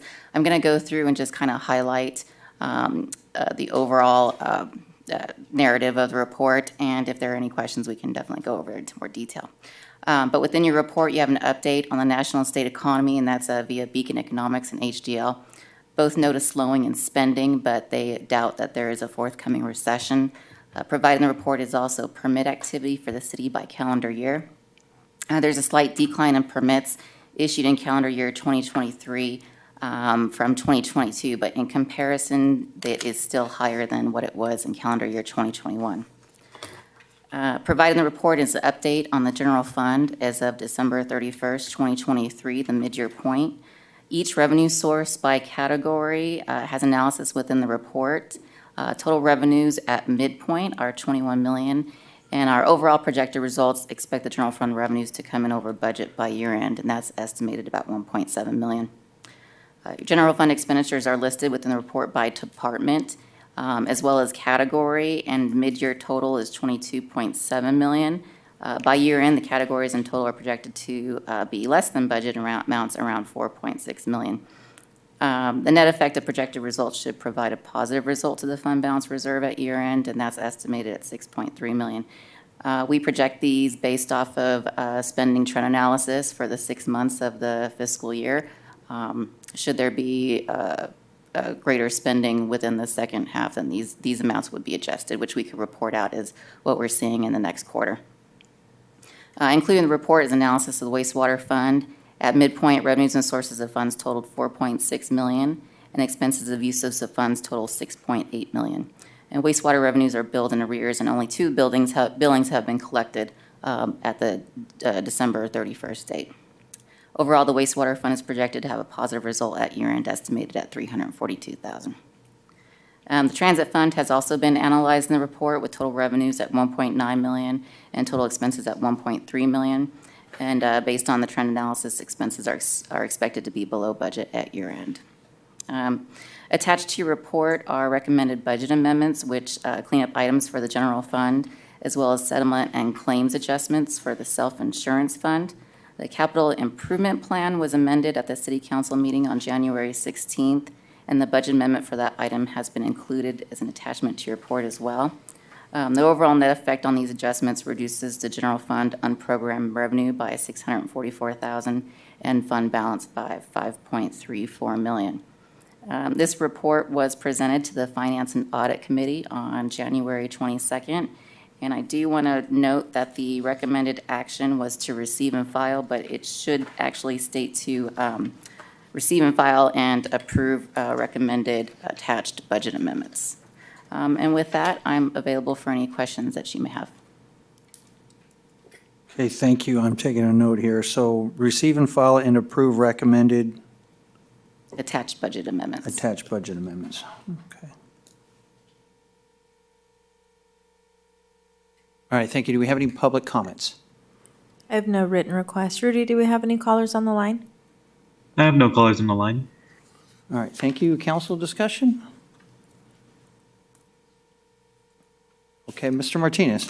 Yeah, I just want to mention that Jennifer did a great job at the Finance and Audit Committee. It was well received, and she was very thorough, and I think everybody was well understood everything that was said. She brought it in a very precise but easy to understand format. Thank you for that, and for me as well. I asked a few questions. I'll just one more time ask. I had asked about the state's projected deficit on the city's budget, on whether or not they saw any type of red flags, and your answer at that time was? Well, that we hadn't heard anything, but we were still watching. I will say that I was on a meeting yesterday with Cal City's fiscal officers. What was discussed at that meeting is that they are discussing a use of reserves to balance the budget. So not any cuts. Kind of makes sense in election year, I think is where they're going. So that is not fully decided yet, but if they should do that, and we'll be informed and we can update the council at that time. All right, and speaking about. Sorry, Mr. Martinez, if I can jump in and add to that, at the Cal Cities conference that I attended, they discussed that kind of in detail, and they laid out what some of those budget proposals were, and some of those involved pulling from reserves and deferment programs as well, where maybe they thought they'd have the cost in this fiscal year, a lot of that was getting pushed out. So, back to you. And on the item of reserves, is that a typical practice for us to borrow from our reserves to pay down? Because I remember reading in the report where we borrow from our reserve and then pay because we don't have that property tax in yet. That would be your working cash flow reserve. So the point of the working cash flow reserve is because revenues trail expenditures, right? So those come in more regularly than the revenues. And so you are using your working cash flow until revenues catch up. And I just wanted to clarify for that. And then for your assumptions on your property tax revenue, up or down or equal to 22-23 as far as our? The property tax, the majority of it comes in the second half of Right. the year. So currently for what we have received is it's slightly down. But until we get the big payments, we really don't have a good Oh, idea you really of can't that. even. Yeah, so, but we did just receive that payment at the end of last week, so we're going to be evaluating that. Very well. All right. Thank you. That's all I have. All right, thank you. Anybody else? Okay, with that, I will make a motion to receive and file the report and approve recommended attached budget amendments. I'll second. All right, thank you. And roll call, please. Councilmember Martinez? Yes. Councilmember White? Yes. Councilmember Voigt? Yes. Mayor Pro Tem Laura? Yes. Mayor Finn? Yes. Okay, and then on to item K, legislative updates and discussion.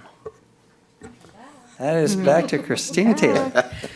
No major legislative update for you this evening. Earlier, we adopted the city's legislative platform, so we'll be making sure that the state lobbyist has that updated version for their work. And we are currently working with the lobbyist, monitoring a few bills that are in, and then also activities at the CPUC regarding a potential fee tax that may be imposed on utility bills related to helping offset costs of those utility bills for lower income. So staff will keep you posted on how that shakes out as the CPUC hearings continue. And that's it for legislative update. Thank you. And then economic development update? Yeah, economic development meeting was canceled in January, and it is also canceled in February due to a lot of us being out on a legislative trip and some other folks that are unable to be in attendance. So we will resume regular meeting with EDC in March. Okay. And for our city treasurer's report, I saw Mr. Patel earlier today, and he was not able to make the meeting, so we'll catch him next time. And so on to their city clerk report. Okay, thank you. And city attorney's report. Yes, just briefly, some of the litigation matters that we've been working on defending the city include the Illapatafe matter, and we're continuing to work with staff and Ms. Illapatafe to get that matter resolved along the lines of what the direction was from the council. Then also, Nicholas Norman versus the city of Beaumont is a pending lawsuit that arose out of a DUI arrest. And there's really not much going on in that case. And it's technically in the discovery stage, but we're not particularly concerned about that case. Paula Ann Wright versus the city of Beaumont was the e-bike accident case, and that's in the discovery phase. And then Carolyn DeReich versus the city of Beaumont, that's a personal injury lawsuit that related to the plaintiff falling and breaking her shoulder at the Cherry Festival, and that matter's been resolved. The next matter is Juan Gabriel Cesares versus the city of Beaumont. That's a personal injury lawsuit stemming from a bike accident, and that's in the discovery phase. Then Dennis Baker versus the city of Beaumont. This involves a claim arising out of a car accident. That case is in the discovery stage. And then Gary Blackwell, Shannon Llewellyn versus the city of Beaumont. There was a hearing on this matter. This involves an application for relief to file a late tort claim. They missed the deadline, and then they sought relief to file a late tort claim, and they filed an action in pursuit of that. There was a hearing on the matter. The tentative was in favor of the city not to allow the late claim. There was a hearing on it. The opposing party raised new arguments in their reply brief, so the judge ordered further briefing, and there's an additional hearing scheduled in March. The next matter is Godart versus the city of Beaumont, and this involves a officer-involved shooting. This was a passenger, and that case set the pleading stage, and the same is true with regard to the James Pietranico versus city of Beaumont. That's also in the pleading stage, arises out of the same incident. And then Kristen Fernley versus the city of Beaumont. It's a personal injury case alleging a fractured ankle due to a fall at Stewart Park, and it's in the pleading stage. And then Starlight MGMT IX LP versus the city of Beaumont. This is a writ of mandamus action and inverse condemnation claim related to denial of an accessory dwelling unit permit, and we're currently working on a possible resolution of that matter. And then Scott Joseph Faulkner versus Alan Hyrick. That was a lawsuit filed by a suspect in a crime, in an alleged crime claiming that his civil rights were violated. That's being handled by Mr. Ramirez at the Manning Cass firm, and that case at the pleading stage. And then lastly, we're continuing to work on the ULC Torcal case. You may recall that case went to mediation. It did not resolve at mediation. The case had gone up to the appellate court. The city prevailed at the appellate court. It went back down to just recently, back down to the trial court. And so the trial court has it, and we're working on preparing the case for trial. There is likely to be another demur and another round of fighting over the pleadings and whether we state an adequate claim on some of the causes of action that we've listed. We have a number of causes of action, so there's probably likely to be a fight on that. So it's a pretty involved case. So that's my report for this evening. All right, thank you, sir. Any questions from council, or Mr. Martinez, your light was on? No, I'm good. Okay. All right, thank you. And on to our city manager report. Just an announcement, and then Ms. Nicole's going to give an update on the first Parks and Recreation Committee. February 20th from 9 to 11 a.m. at the Starbucks on 4th Street, we will be hosting a Donuts with Dispatch event. I encourage everybody to stop by. I gave you each a handout for next week's legislative trip. It is one of the first times we've done something this formal. I'm pretty excited about it. Staff did a great job on it. We will be sending you all with those to hand out to our legislative representatives in hopes of bringing back money to Beaumont. So with that, I'll turn it over to Nicole. Good evening, council. So I'm going to give you the update for the Parks and Recreation Committee meeting that we had. Committee met for the first time, and staff gave an overview of the Community Services Department, the current programs, and the upcoming projects. And then they selected a chair and a vice chair, and their next meeting will be held in April. All right, thank you. And then I have a question for our city manager. Do we have an update on our fire station? How's that coming? We do. So we are all taking a tour tomorrow at 2 o'clock, Robert? Oh, it was today. I missed it. Sorry. We are putting the final touches on the fire station. We do not have a ribbon cutting date set yet. There's a few minor details that we need to finish before we can actually open it and show it to the public, but it will be soon. Hopefully we'll have a date by the time you come back from DC. All right, very good. Thank you for that. Real quick, was it dry inside? Was it dry inside? Was it dry? Okay, just checking. Everyone finds their roof leaks in this kind of weather, right? I found one on a listing today in Redlands. I certainly did. All right, on to future agenda items. We've got a list of 3 items here. Any changes to that or any new additions? Okay, Mayor Pro Tem. Yeah. So with warehouses being the hot topic that they are, I understand that our design guidelines that would help address some of these items are 18 months out. So if we have consensus, I guess, can we have staff look at options to getting some of these items that are frequently popping up?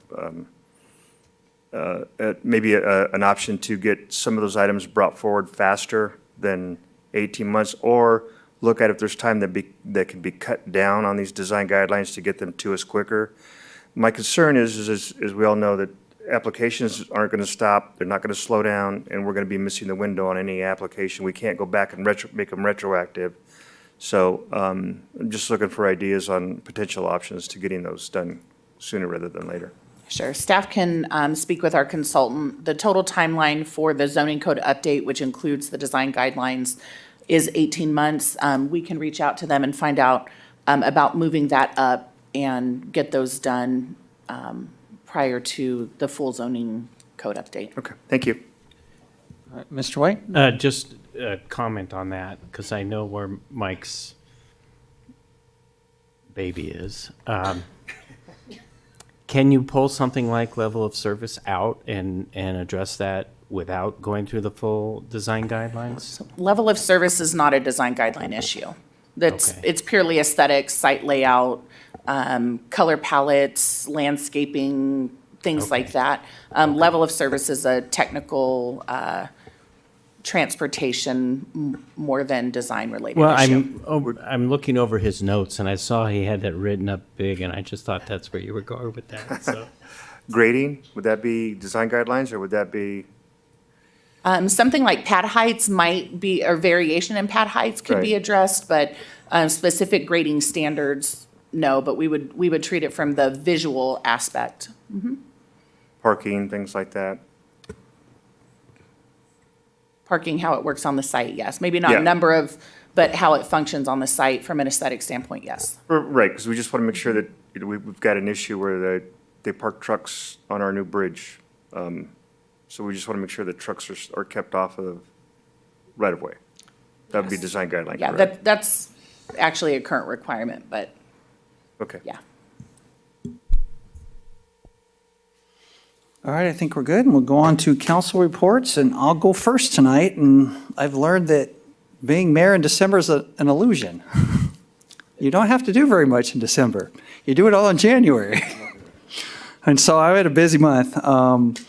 On January 19th, we had, with the Chamber of Commerce, our Citizen of the Year event, and I wanted to share a letter with, that I received from Betty Rader, our Executive Director.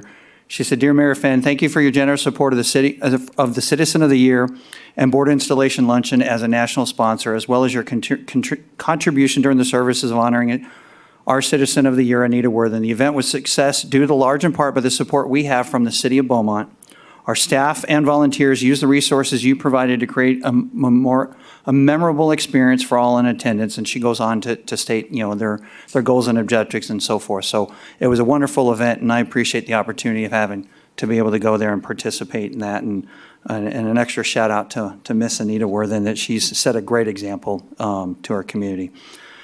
I attended and was the MC for our Veterans Expo. That went well, as it was reported in our public comments, but I wanted to add to that we had a recap meeting afterwards, and one of the big things that we talked about that we want to try to improve on is better communication to the public when it comes to our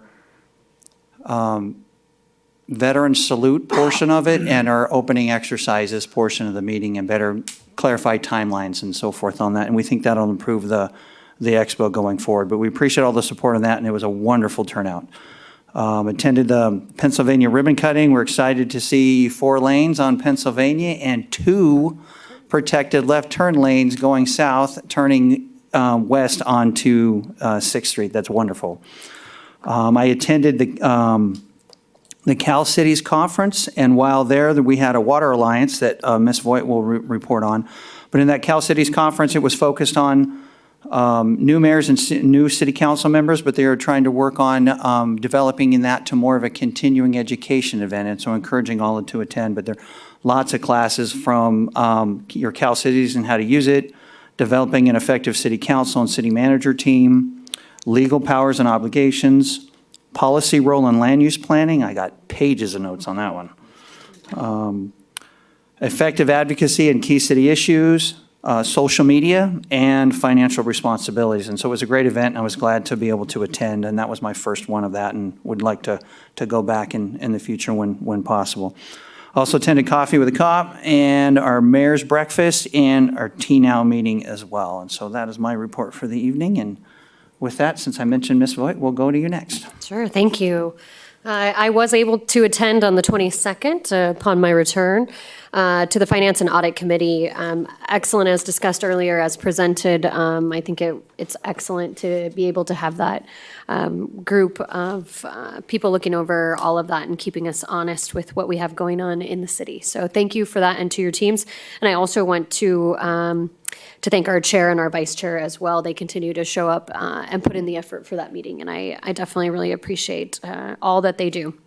Additionally, I attended the Water Alliance meeting as well.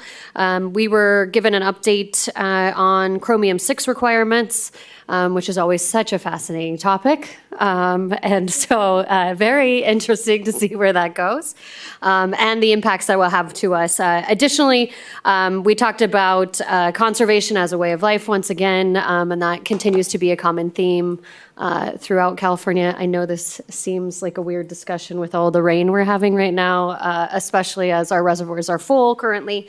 But definitely something to think of for our drier times to come, or at least savings for that. So I appreciate all that the Water Alliance has given me over the last year. That was my first dip of my toe in the water industry. So that was fun. Thank you. And now you can take it over and attend that meeting for me moving forward, Mayor Fenn. So thank you for that.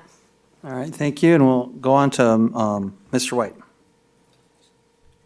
So we had the RCTC workshop a couple weeks ago, and the Board of Commissioners reaffirmed our support for CV Rail, which is right now it's in the second environmental stage, and that's going to cost, I think, we have $40 million to do that. And so as you move forward with a project that's going to be billions of dollars, staff wanted to get affirmation from the board that it still was a high priority. We did the same thing for the 79 realignment, and that as a board, we agreed to start work on the furthest southern section of the 79 realignment, which is from Domingoni Parkway south. So it's really not in the Hemet or San Jacinto area, but it's going south. And then we also received a report on some goods movement studies, which included the logistics fee studies.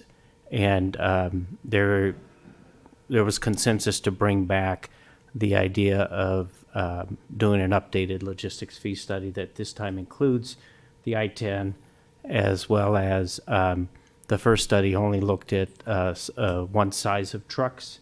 And so we're going to look at all sizes of trucks. And again, none of these things move quickly. CV Rail's probably 15, 20 years. Realignment's not much faster than that. So, but those are the big ticket items that we worked on. And I think that's all. The Veterans Expo was great. Citizen, again, hats off to Anita. I thought that was a good pick. And that's all I had. All right, thank you, Mr. White, and we'll go down to Mr. Martinez. Thank you, Mayor. Mr. White, you said that the board did approve a new study to include the I-10? They gave consensus to bring a study back to bring that item to a future board meeting. Yeah. All right, thanks. So I attended the Cal City's, the Environmental Quality Committee. We talked about our committee's guiding principles as being climate bond funding and forest biomass that they needed to modify on their principles as far as where our position was. We had a very lengthy conversation on plastic waste reduction as far as single-use plastic and packaging, trying to balance the environmental needs with the economic needs. Pretty good discussion. We have a pretty good balance on the committee, a little bit more, of course, environmental friendly committee, but I'm glad to see that my colleagues at least were listening to the economic approach to that. So I was thankful for that.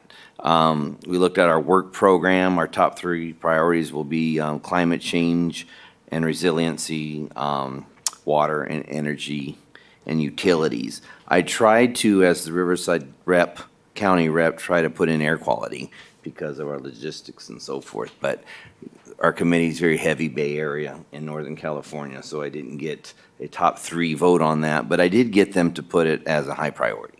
So that was a nice compromise. So that I was thankful for that. That expo was great. Really glad to see the numbers going up. A lot of people, everyone I talked to had positive comments. So appreciate that, and everybody was well done. Finance and Audit Committee attended that. Mr. Vandenpool is our chairman once again, so he is appointed one more time. And we met with the Water Ad Hoc with our consultants, and our RCA meeting was canceled due to weather. And that's all I have. All right, thank you. And Mayor Pro Tem Laura. Thank you, Mayor. WRCOG meeting yesterday was canceled due to weather as well. Veteran Expo, I agree with you. Need to be the MC permanently for Veterans Expo. And I've got the socks for it. Citizen of the Year, Anita is fantastic. I think it was a great tribute to her. And then Coffee with a Cop was well attended. They had people in line before 9 o'clock waiting to get in and have coffee with the chief. So, I think you're a big draw, sir. I would love to mention Martine and the Public Works Group. They're doing a project on 6th Street that I didn't understand could be handled by our city crew. It's a rather large project. It's to fix the drainage issue that has plagued us, since I was little. I won't say how long ago, but and what they discovered was that pipe was never connected. So it's great as council members when we approve equipment and we understand that they're going to use it, but to see it in use on a project of this magnitude was very impressive. So I just wanted to thank the Public Works Group for their efforts on that, and that's all I have, Mayor. All right, thank you. That's great. So we will adjourn tonight's meeting at 8:16.